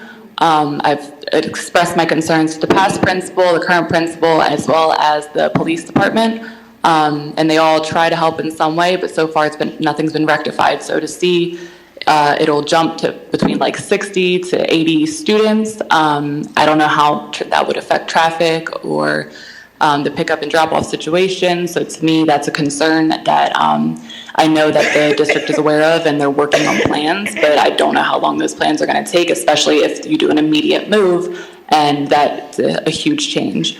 I want to echo one of the other parents, Erin, and an assistant principal would be a very big help at the school, and I'm sure at a lot of the elementary schools, especially if we're adding all those additional students to the school, because a lot already falls on the shoulders of the secretary at our school, and I know it becomes very demanding for them. So an assistant to the principal or a principal would be a big help in accommodating a lot of extra students. Another concern is how lunch times and recess would work, because my son in 3rd grade currently has one 15-minute recess, so I don't know how that would affect with the lunch times, if those would change at all, if kids will be combined together. I think there's a lot of uncertainty around a lot of things like that, and adding kindergarten through 5th grade, that's a huge jump. So we have kindergartners, I believe we even have preschoolers now at the school as well. So we have kindergarten who are 5 years old up until 5th grade, which I believe 10, 11 years old. That's a huge range. When my son was in 1st grade, he was already coming home with new words that he learned that he never learned in our household. So I can only imagine, like, my son isn't going to be as much concern once that happens, because he's going to be on the higher grade levels, but I would worry if I had younger kids being around 5th graders. I don't know how much they would be mixed together. We do have events at the school where I'm part of the PTO, we have events at the school, even during the school day, like Student of the Month. Student of the Month is already packed with parents, packed with teachers and kids. So another concern is adding how many, I don't have the exact numbers, but 60 to 80 kids, where are they going to go for events like that, and just similar events throughout the building all at once. So if you were to make an immediate move of the fifth graders, I would advise or please take into consideration looking at assistant principal or even like safety officers or crossing guards to account for that additional traffic. I can't speak for other elementary schools, I can only speak for mine. But again, we're on a main road, we have Philadelphia traffic, we have Cheltenham traffic, it's already a lot of traffic infractions being committed, so I can only imagine with the additional fifth grade if they were to stay at the school plus the incoming kindergartners into the school. And then one of my other concerns was, sorry, I just want to go on my notes really quick. So with I know one of the teachers that spoke, she said she was a challenge teacher for the 5th and 6th grade. So a concern would be for those students, would you hire, like where would she go if the 5th and 6th grade were split up? Would you hire additional staff, one for to help out with elementary schools and one to be with the 6th, or would that just fall on the shoulders of the teachers who are already, the support staff that are already taking on the kids they have currently? And then I guess I don't know if you guys have the answer for that yet, but that would just be something that I would hope would be taken into consideration, and that would be a lot to absorb, I guess, for the current support staff. So I don't really have an exact, I would think that the leasing might be a good option. I think I missed some of the particulars. I've been dealing with some sick kids, so I wasn't here for the entire meeting. So I think that just... Ms. Schroeder? Yes, can you hear me? Yes, where do you reside in the district? In Elkins Park. Okay, in Elkins Park. You're past the 5-minute speaking window. We need to, okay. We have other people that need, but you can email the superintendent with any additional questions or comments that you have. Okay, thank you. Thank you.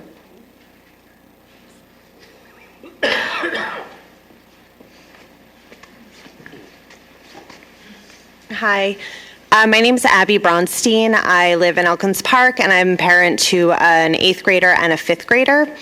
I will say that I really agree that the difference in culture between when my older son was in EP to what it is now seems incredibly improved. My 5th grader is having an amazing time. My older child didn't have the same experience, and so I really do appreciate the culture and the teachers. Ms. Ayers, I think, is a big part of this. It just feels really good that way. I'm also a graduate of the district, and I've been there before Mr. Johnson started, and my kids love that it has not changed at all since I was there, which was a really long time ago. So I think that part is embarrassing, like the physical space. I don't love that. That being said, my question is about the leasing option. Is that a permanent lease? Like what, is that just temporary until what? That's, I don't think was really addressed. And then I actually think that I trust you all as educators. You as educators in an 6th through 8th model exists.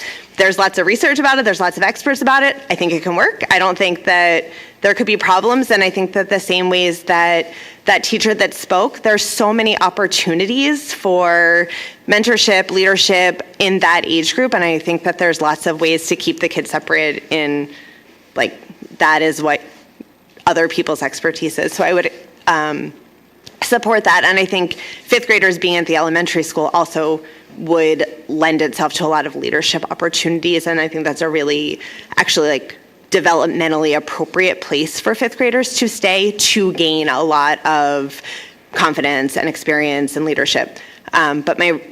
So I support whatever that is, but can you explain more about the temporary option? And then my last question, sorry, is this immediate or is this at the end of the school year?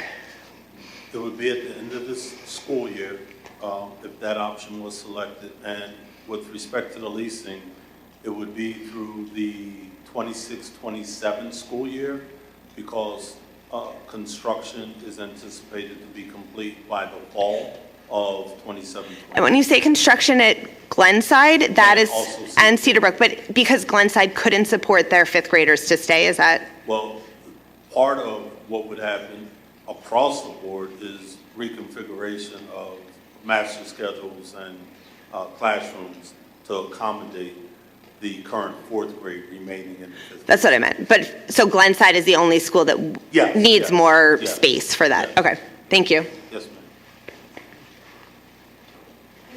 Mr. Kaufman on the line. Lisa Hesbacher, please state where you reside in the district.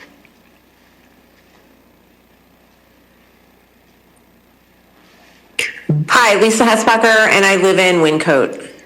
So my question tonight is regarding special education for the 5th and 6th grade autistic support students. So Ms. Savage had mentioned with the options being considered regarding 5th and 6th grade autistic support, that they would need to figure out where they would be quote unquote housed. So my question is, how would we ensure that 5th and 6th grade autistic students will remain in close proximity with their grade level peers in general education classrooms so that they can maximize inclusion opportunities?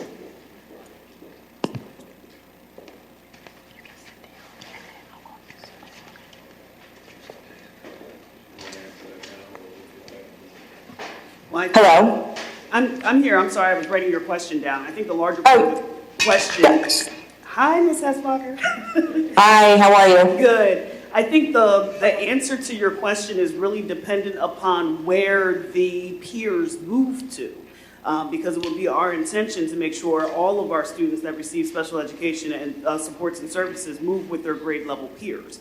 Part of the struggle we're having right now is we can't plan for that until we're sure which option we are going with and where students will be moving to.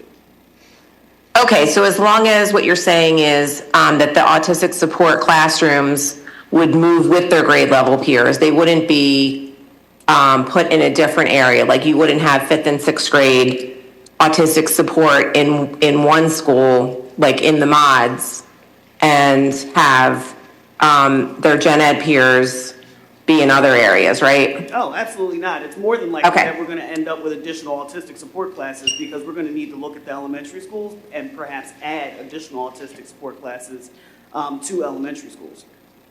Okay, great. I appreciate that clarification. Absolutely.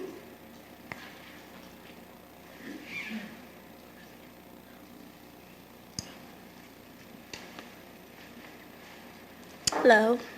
Hi, I'm Courtney Pender. I live in Glenside. I have a 4th grader at Glenside Elementary.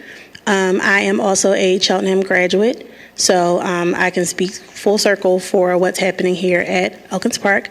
I just want to say I couldn't be more thrilled of the possibility of Glenside going to the 5th grade. My son would thrive in the environment to stay here an extra year. I know that because he has done so much better with just having the day-to-day atmosphere with his teachers, with his peers, with Dr. Robinson. It's been very beneficial for him, and I don't think that he is ready to make that transition into that Elkins Park building as of yet. Additionally, because like I said, I've graduated in this district, I have not only an older son that went through Elkins Park, but I have friends that work in that building. That building is not safe. So we keep bringing up things logistically about where kids are going to do this and that and things like that. But at the grand scheme of things, that building is not safe. We need to get those kids out of there. It's just not feasible for them to stay there anymore. So I just wanted to say that I am on board for that. I also forgot to say I'm the PTO president over at Glenside Elementary. Forgot to mention that as well. But I just wanted to say I think that this move couldn't be a better thing to happen for the kids. And I also think the 6th through 8 model is a great idea. It lets the 6th graders learn from the 7th and 8th graders. It's no different than a 9th grader learning from a 10th, 11th, or 12th grader. It's all the same spectrum. It's just at different levels. So I'm all for it, and I actually think it's a great idea. So that was just my take. Thank you. Thank you. Mr. Kaufman?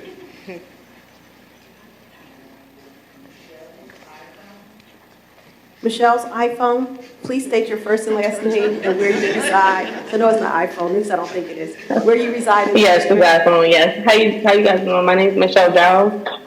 We currently reside in Elkins Park, like a couple blocks away from Myers. And my daughter, she's at Elkins Park right now in the 5th grade. I just wanted to state, like, I can't, coming from this Philadelphia school district, this is the first time I've ever seen where it's broken down as 5th and 6th and then 7th and 8th graders. My middle school consisted of 5th through 8th, and we, like some of the other parents were saying, we had the opportunity to learn from our older peers. We had peer mentorships and everything that went on. So I don't see anything wrong with our 6th graders, well, our soon-to-be 6th graders at the end of the year, moving forward to Cedarbrook or whatnot. And in addition, like I'm sorry, I have a friend who works in like the Colonial School District, whereas though they house Colonial, which is Plymouth, they house Norristown, and they house Culture Hopkins. So can we look at like a cluster of that if we can't find anything immediate in Cheltenham versus trying to keep these kids in an unsafe school? This will be my second child that I put through. Well, my third technically, but my second child that went to EP, and it's still the same issues. Like if you're going to have the same repetitive issues, then it needs to change. Like we can't keep sending our kids to school or having them miss instructional days because the foundation is messed up. And granted, I hear everything that you guys are saying. You know, we want everything to stay the same, but sometimes change is better, and especially when it comes to the safety of our kids. So we have to make this little sacrifice right now for our kids to succeed in the long run. We should all be on board with that, because the building itself is not feasible to be housing kids at this point. So what I would say is, just if we can find a leasing option, we can find a leasing option just for our 5th and 6th graders. But if not, we can reach out to our neighborhood, like our Jenkintown or our Abington, and see if we can come up with something where though like the Colonial School District is thriving. Like we can come up with something like that, or just hold the kids, make room, hold the kids over for the 5th grade year, and then push the other kids forward to Cedarbrook. I don't see any problem with that. They will actually some parents have it in their mind that their kid wouldn't be successful. You are surprised what these kids can do nowadays. So that's just my view on that. Thank you. Thank you.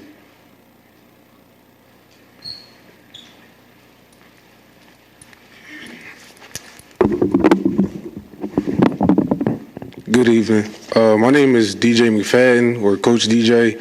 I am safety officer at Epic. I was a safety officer last year at Cheltenham High School.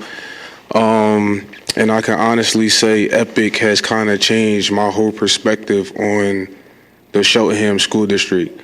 And the reason why I wanted to speak on Epic a little more, I understand that this is about about Elkins Park, and I understand that that building is unsafe, and I do agree that those kids should be moved out of that building. But I also want everybody to understand what Epic and what Cheltenham School District has done for the kids at Epic. It has changed a lot of those kids' lives. And you have kids who were truant, credit deficient, didn't really want to come to school, wanted to drop out, to you having kids who are now straight A students or making honor roll and wanting to come into an environment where it's safe and being in school every day. You have kids who had the opportunity to go back to the high school because of them bettering themselves and getting better grades, to wanting to stay in the modules at Epic. And this is credit to you guys, and especially the credit to the leadership of Dr. Zubeiru. And I just want everybody to understand that we already moved the kids from Cheltenham High School to Epic to a smaller space. And we're getting ready to cut, or we're possibly cutting that space more than in half and moving them to a smaller setting of the building, where we're kind of creating certain programs and place over there for them still to want to continue to come to school and be there every day with a smile on their face. Our staff is amazing there, and it makes me want to stay there. I just opened a skating rink in Plymouth Meeting Mall, and I thought about leaving at the end of this year, but I want to stay at Epic, and I will stay at Epic to continue to support Dr. Zubeiru and the rest of my staff there.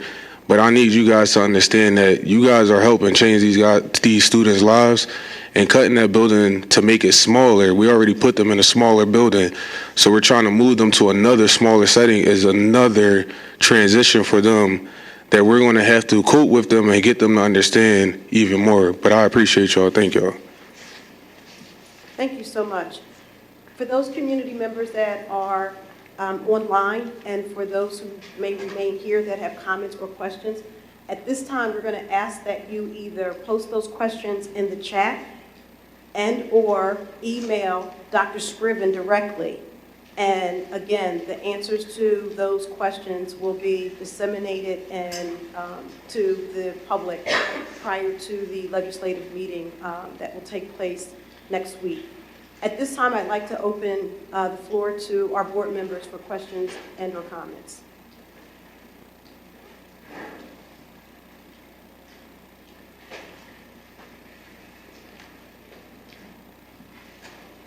Mr. Burdell Williams. Thank you, Madam Chair. Thank you to all the teachers, community members, and folks who support not just EP, but the Cheltenham community. That's one thing. Just thinking about the message that I've gleaned from tonight, right, that there's a lot of invested individuals who believe in Cheltenham, not just necessarily in one specific aspect, because everybody wants to see it be great. And I appreciate that. I love to be a part of it. It's one of the reasons why I chose Cheltenham, right? The cheesy bumper sticker from a while ago. I was one of those guys. And I did want to just share just some perspective on my part regarding the planned obsolescence of EP, right? So we're talking about tonight some decisions that we're making right now that might feel rushed. And I will add that the decision to move away from EP and into Glenside with the expansion there and back into the elementary schools and to Cedarbrook, right, that the board has approved that work and that we're moving in that direction, right? So the difficulty right now, I think, is in managing the physical plant of Elkins Park and in comparison to managing some transitions of moving the educational experience in the EP community with the support of our administration. You know, why that strikes me is twofold. One, from a just purely hands-on perspective, in order to manage the physical plant, we have our awesome facilities department. We have the folks who do that work. But they've been wrestling with that building for a long time, and I'm confident in them, but there's a lot of unknowns that I'm not sure we would be able to manage in an effective amount of time. Second part, I believe in the EP community. We heard from a bunch of good folks tonight. My children had great experiences with Mr. Johnson, with Miss Ayers, Mr. Smith left, right? All great experiences at EP.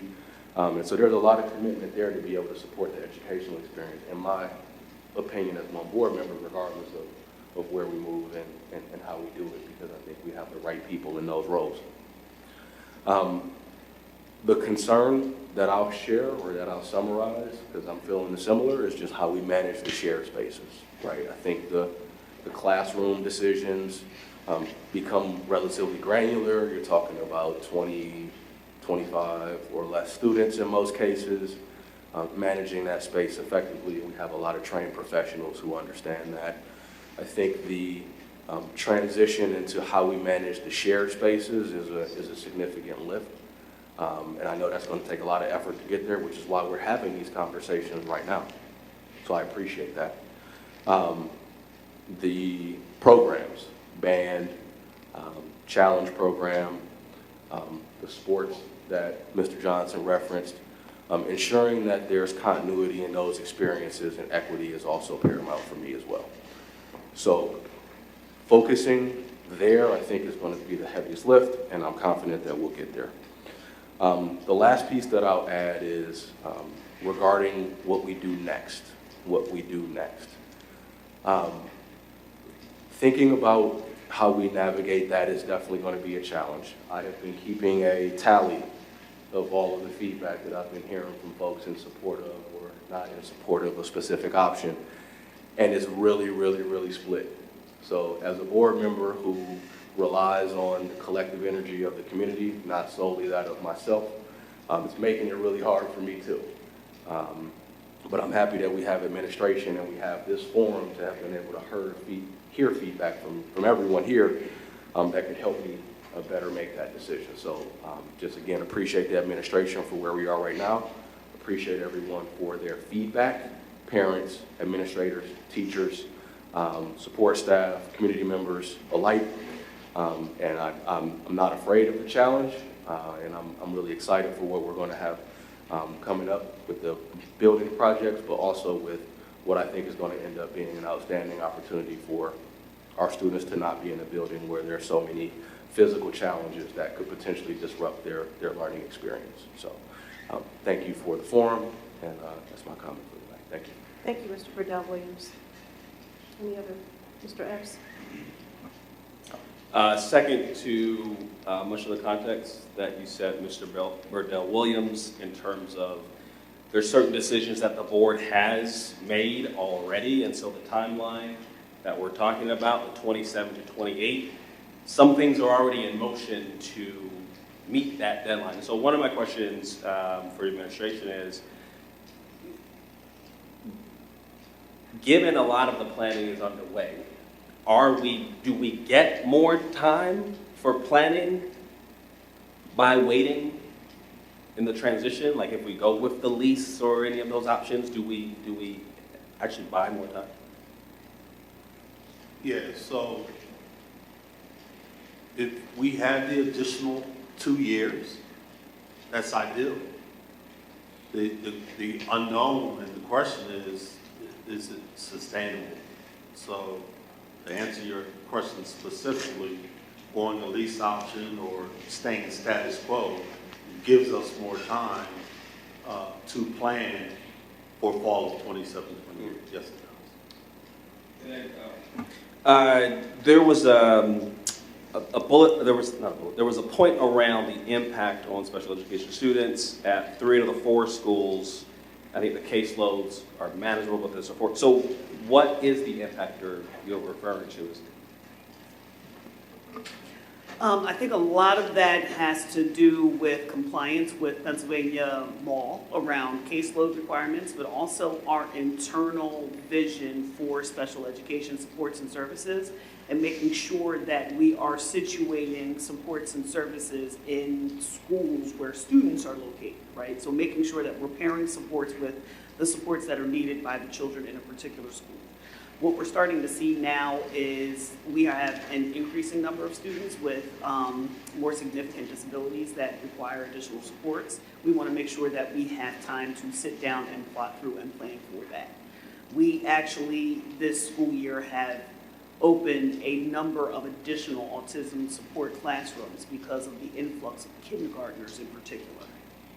So there is a certain level of planning that has to go with that. That's going to involve not just the Office of Education staff, but conversations with stakeholders, with families, and with principals and teachers in buildings. Elkins Park has a number of stellar teachers that are special education teachers, and I think the conversation with them is going to be the hardest because they're going to be the ones that really get split across schools. Thank you for sharing that context. And so I guess, going down that same road, given that the ideal route, we wouldn't have as much time as the ideal route, could you explain a little bit more? Because it sounds like if the school is open, right, versus the school is closed, it sounds like there's an administrative requirements that come with getting approval to close the school, but in terms of beyond that, what's the distinction, like academically planning, like do you have, so I don't want to try to answer my question, but could you kind of just talk about what would be the distinction? Like, are we going to have two schools in one because EP is still open and like teachers have to plan separately, but we got two separate fifth grade, so I guess, so like what does that actually look like? Could you share a little more details about what that looks like? I think we probably should start with the difference between the school reconfiguration process and then the school closure process. The school closure process under Pennsylvania law requires us to actually go through a hearing process. And that hearing process has certain timelines and benchmarks that actually would extend the decision-making portion of this and would require an additional layer of steps to go with this. School reconfiguration requires that the board actually vote upon the reconfiguration, and then we would submit the minutes along with an application for school reconfiguration to the Pennsylvania Department of Education for approval. That is a much faster process.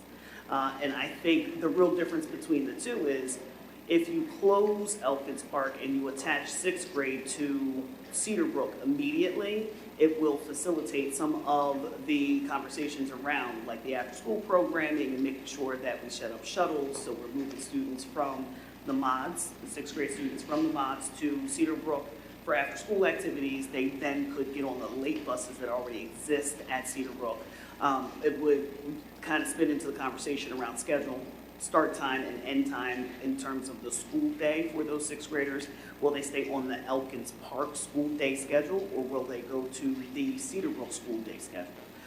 So the difference between the two a decision around which of the two you take will impact the planning that goes into that. Yeah, and I just want to add some additional clarity, not just for your question, but for the community at large. As an administrative team, we had already made the decision that we had a 2-year window to plan all of this out. I want to be critically clear about that. It is as a result of the past experience that, let's say something else happens, and then we have to react to that, but we're in April instead of doing it now in January. We're not being good stewards. So I've opened this up to the public. We've received comments. We're trying to be collaborative so we can make the most informed decision that we possibly can. I'm managing what's been thrown at us as a result of years of, I'm gonna just call it neglect at a building. I can't put it any other way. And that's part of what I clearly walked in to as superintendent of this district. Eyes wide open. One of the demands placed upon me were addressing facility issues at Elkins Park, at Cheltenham High School. And this administrative building is going to be something we're going to have to figure out, but that's adults, and students have to come first. So I just want to reiterate that so everyone has a better understanding of the why because I'm hearing rushed. It's not that it's rushed. We started this process 2 years ago. It's rushed as a result of we have a failing building. It has nothing to do with the faculty and staff. It has nothing to do with the programmatic pieces. It's the fact that we have a failing building. So that's what has us in this predicament right now. And I'm trying to get as far ahead of it, and that's why I'm bringing it forth, so that we have the time, which is already limited. It's going to be a heavy lift. And our bandwidth is going to be stretched as we're trying to really stay focused on academic outcomes, right? And now we've got to manage this pivot. So not just trying to give context to where we are. Yeah. I know there's initiatives like the PLCs that are happening, and so like to the academic impact. So would things like that have to just have a pause, or would there be some? I don't know if that would have to be planned out. So I know certain things have to be planned. But would we have to? I guess big picture possible. Would we just have to say we might have to say? Some of those things would have to be. We don't have the luxury to pause. Yeah, that's what. So that means that if we're here 14 hours, we're here 14 hours to manage it and figure it out. And I'm just being honest, because obviously. That's what I'm asking. Yeah, no, that's not enough. Yeah, so I appreciate you saying that. And then last for tonight, following up to the special education question, because you mentioned more planning will be needed based upon the route that we take. But given what we're hearing, status quo, you know, that's not really an option. And so the lease, not really that's where we are. So not to say where I'm going to go, but in terms of, I just wonder, are we at how much risk are we then in terms of, will we have enough time to plan without compromising some of the experiences that the special education students are having? No, that's a great question. And we need to do a little more homework and due diligence around that. I wouldn't even try to answer that. That's fair. That's fair. Oh, and that's. Ms. Mulhern? Go down the road. Great, thank you, Ms. Henry. Actually, I appreciate having so many family, staff, faculty, administrators here. You guys can come to any school board meeting. We love having a full room. And I really appreciate hearing, regardless of what the general sentiment was towards what plan, what recommendation we should go, just hearing from all of our families and our staff the care that they have for our students and for the district and for the work that is done each and every day. So I just want to acknowledge that. In a perfect world, we'd be sticking with number one. We wouldn't be having this meeting because in a perfect world, we wouldn't have had the failure that we had a few weeks ago. We wouldn't have to have this discussion now. But we don't live in a perfect world, and I know that in order for our administrators to plan, to work on the plan for the special education for our students, and all of our students, special activities, extracurriculars, all of the arts, all of the things that I as a parent and as a school board director have had those same concerns and wonderings, even before we had this kind of more emergent situation as we were making the bigger picture plans to close EP and move our 5th and 6th grade. I guess it feels a little bit like we don't have that luxury of having that full 2.5 years to really take our time, and which is unfortunate, but I think you know, we can only do the best we have with the information we have. I've had 3 kids that have gone to Cedarbrook, EP, 2 that are through, 1 that is there now. We have had great experiences. My 5th grader now, as we heard from a few 5th grade parents, is having and probably one of his best years of school yet. So it is really hard to say goodbye to that, or to think about saying goodbye to that, I should say. So I want to say that however this ends up going and whatever decision we may make, I think I just want people to know that, you know, a lot of us, this doesn't just impact us in a ethereal kind of way, it impacts our actual children too. And I just think that's important for everyone to know. I trust our administrators, I trust Dr. Scriven operationally. Like you said, this is what he's here to do, and I trust his expertise in knowing kind of when to call those kinds of shots, and I trust Ms. Savage in the Office of Education on the work that they're doing to make these plans, and I think Zachary said that's it for now. Thank you, Ms. Mulhern. Ms. Lohman, one of our board members that is participating online, attending online, wants to speak. Thank you, Ms. Henry. I apologize for not being there in person, although I don't think you actually want me there in person at the moment. But I want to thank everyone for coming out tonight, parents, community members, teachers, other staff members, and sharing your experiences and your concerns and your hopes for moving forward. I really appreciate you taking the time out of your busy lives to come and share with us.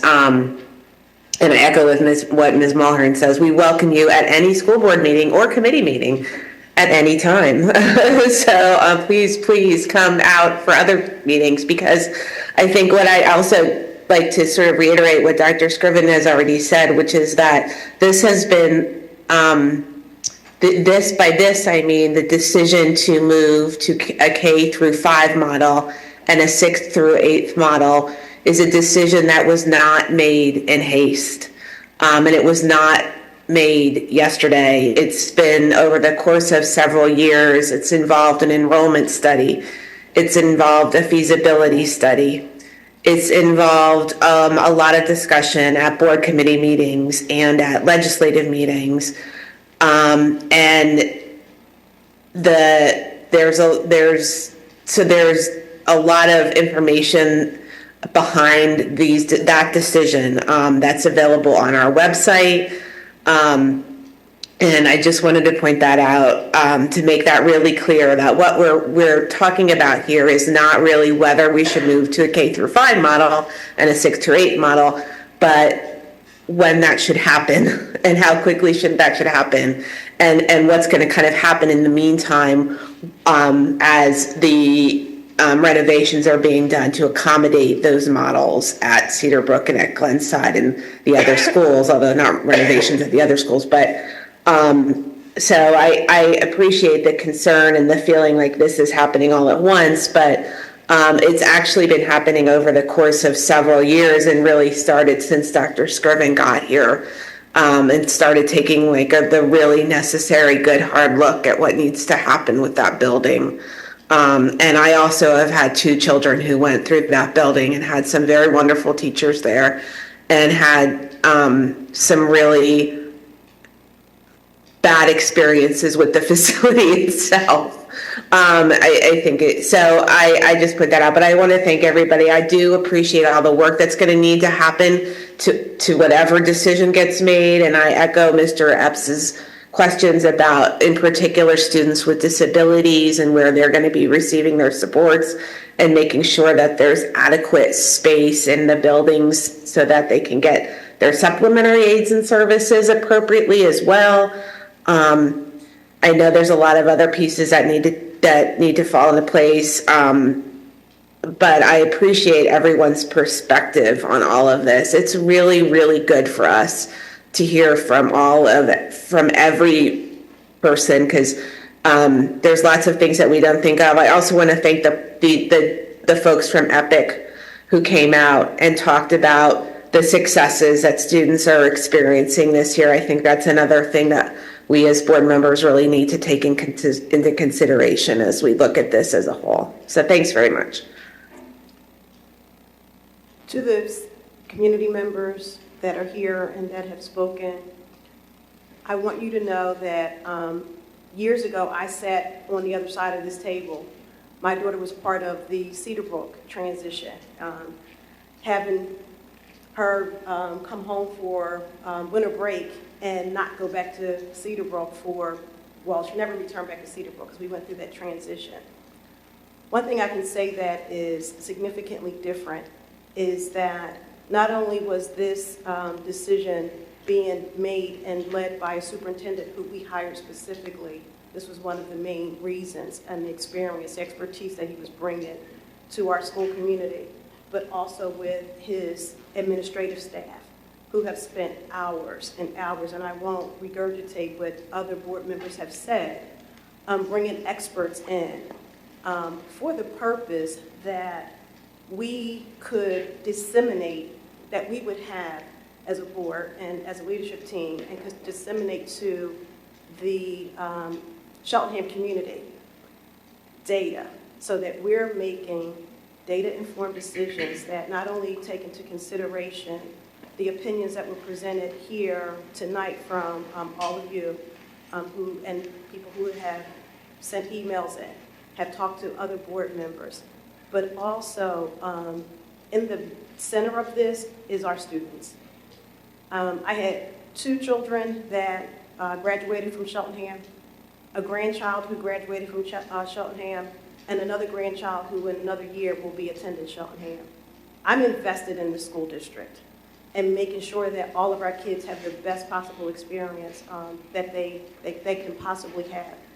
And another thing that is remarkably different in this experience is it has been a very collaborative conversation, and the decisions that are being made I have not, even since being on the board, until this experience, had a superintendent come back and talk about the conversations where teachers were involved in those conversations, that the principals were at the seat at the table talking about what they feel based on their expertise and experience could be done, needs to be done, and just looking at the various options. What I want to assure each and every one of you is that this decision weighs very heavily on us. It is not a decision that we take lightly, and mainly because sitting around this table, what we know is everybody is not going to be happy with the decision that we made. But I can assure you that the commitment that I have as board president, and that I'm sure that my fellow board members share, is that what we are looking out for is making sure that our staff is supported and that our children have that optimal experience, that learning experience that they deserve. With that, our other vice president is also online. Dan? Thank you, Madam Chair. And I apologize for not being there in person like Ms. Lohman. I had a positive COVID test yesterday, so I did not want to risk spreading it to anybody. I also apologize because, Ms. Henry, that was a very solid closing remark, so I'm sorry for adding a couple little questions. First, I just wanted to reiterate that something that my fellow board members have kind of noted, but I really appreciate the amount of planning that has actually led to this moment, and the fact that the foot really has not been removed from the pedal since we started our feasibility study process several years ago. And I think if it weren't for all of that work, we wouldn't even be able to have this discussion, frankly. It would be a different type of emergency where we wouldn't even have options in front of us. So thank you for everyone who was involved in gathering that information and putting things together. My question is around just a clarifying question around the leasing option. Dr. Scriven, that was you explored, or you all explored leasing options for both 5th and 6th grade. Is that correct? Yes, sir. Okay, and so the question is, would it be a viable path to look at leasing just for 6th grade in order to sort of have the best of both worlds from a not changing EPIC's footprint while also allowing for the immediate transition? Doesn't need to be answered now. It's just something to maybe consider over the next week. No, I don't have a problem answering. We had representatives from EPIC here today, and I'm going to look at both options. A lease option potentially for the whole 6, or maybe there's a lease option for EPIC. I have to keep all options on the table just because there's no guarantees in any of this. So I'm pursuing every possible option. Thank you. Last thing I just wanted to say for the record, because a few community members used the word unsafe when talking about Elkins Park School, and I think it's really important to clarify the building is safe. The concern is whether or not there would be a need for a closure due to some kind of event where infrastructure stopped working, but it's not that the students or staff are not safe in the building today. Is that correct? Yes, that is correct. The building has outlived its use of life. And as a result of that, there are unforeseen infrastructure issues that we're reacting to, and we're no longer able to be proactive in a building where you're dealing with pipes that are original to the building, for instance. The electrical, we have about 12 classrooms that at any given time could blip out. Again, I'm not an alarmist, but I do not want to be in a situation where we are unable to implement the quality of instruction that we should to our children. I just don't want to get caught out there. Hence is why we're bringing it to the board. Yes, absolutely. And I want to reiterate, I definitely understand that. And my question was not intended to imply a desire to try to tough it out for another 2 years. I just, for community members where we're going to be using the building no matter what for the rest of this year, it is safe for the folks that are in there. So thank you very much. Those were all my comments and questions. Dr. Whiten? Thank you. A couple of brief comments. First of all, I'm thankful to all of the community members and caregivers and parents who came out. I know that's been echoed by some of my colleagues here. But I wanted to say that this is one of the reasons that I moved here, is that people show up when something important is happening, and something important is happening and you are here. So thank you very much. I also wanted to say thank you to the teachers at EP who showed up. I know you're taking time out of your evenings to come, and the administrators who came too. I have a 5th grader at EP right now, and he's having a phenomenal experience, and it's because of the people in the building. So I'm thankful for those people as well. I'm also cognizant that my 5th grader was a kindergartner during COVID and has already undergone transitions that are incredibly difficult for kids. We are all cognizant that this is a challenging thing for our kids to navigate, and whatever decision we make is not an easy decision, which is echoed by our colleagues here as well. Finally, I just want to ask a rhetorical question to our administration, who, by the way, I have supreme confidence in. We hired these people exactly to deal with challenges like this, and they bring expertise and wealth of knowledge that I'm very proud to say that I have full confidence in. Our mission is to provide an equitable and inclusive learning environment that fosters social emotional growth. I ask us to continue to pump the brakes sometime and look towards that as we consider these decisions. We look at logistics, we look at concrete things, we look at whether leasing is an option. These are all important things for us to understand. But what are the ways in which these options reflect our mission and values? I know our administrators are already thinking of that. I can see it, but I just want to point to it explicitly. Thank you. Thank you. And with that, I'm going to make a motion to adjourn this meeting. Second. Well, I need a. So moved. Yeah, I moved to adjourn, yeah. So moved. Yeah, I second, Dr. All in favor? Aye. Meeting is adjourned.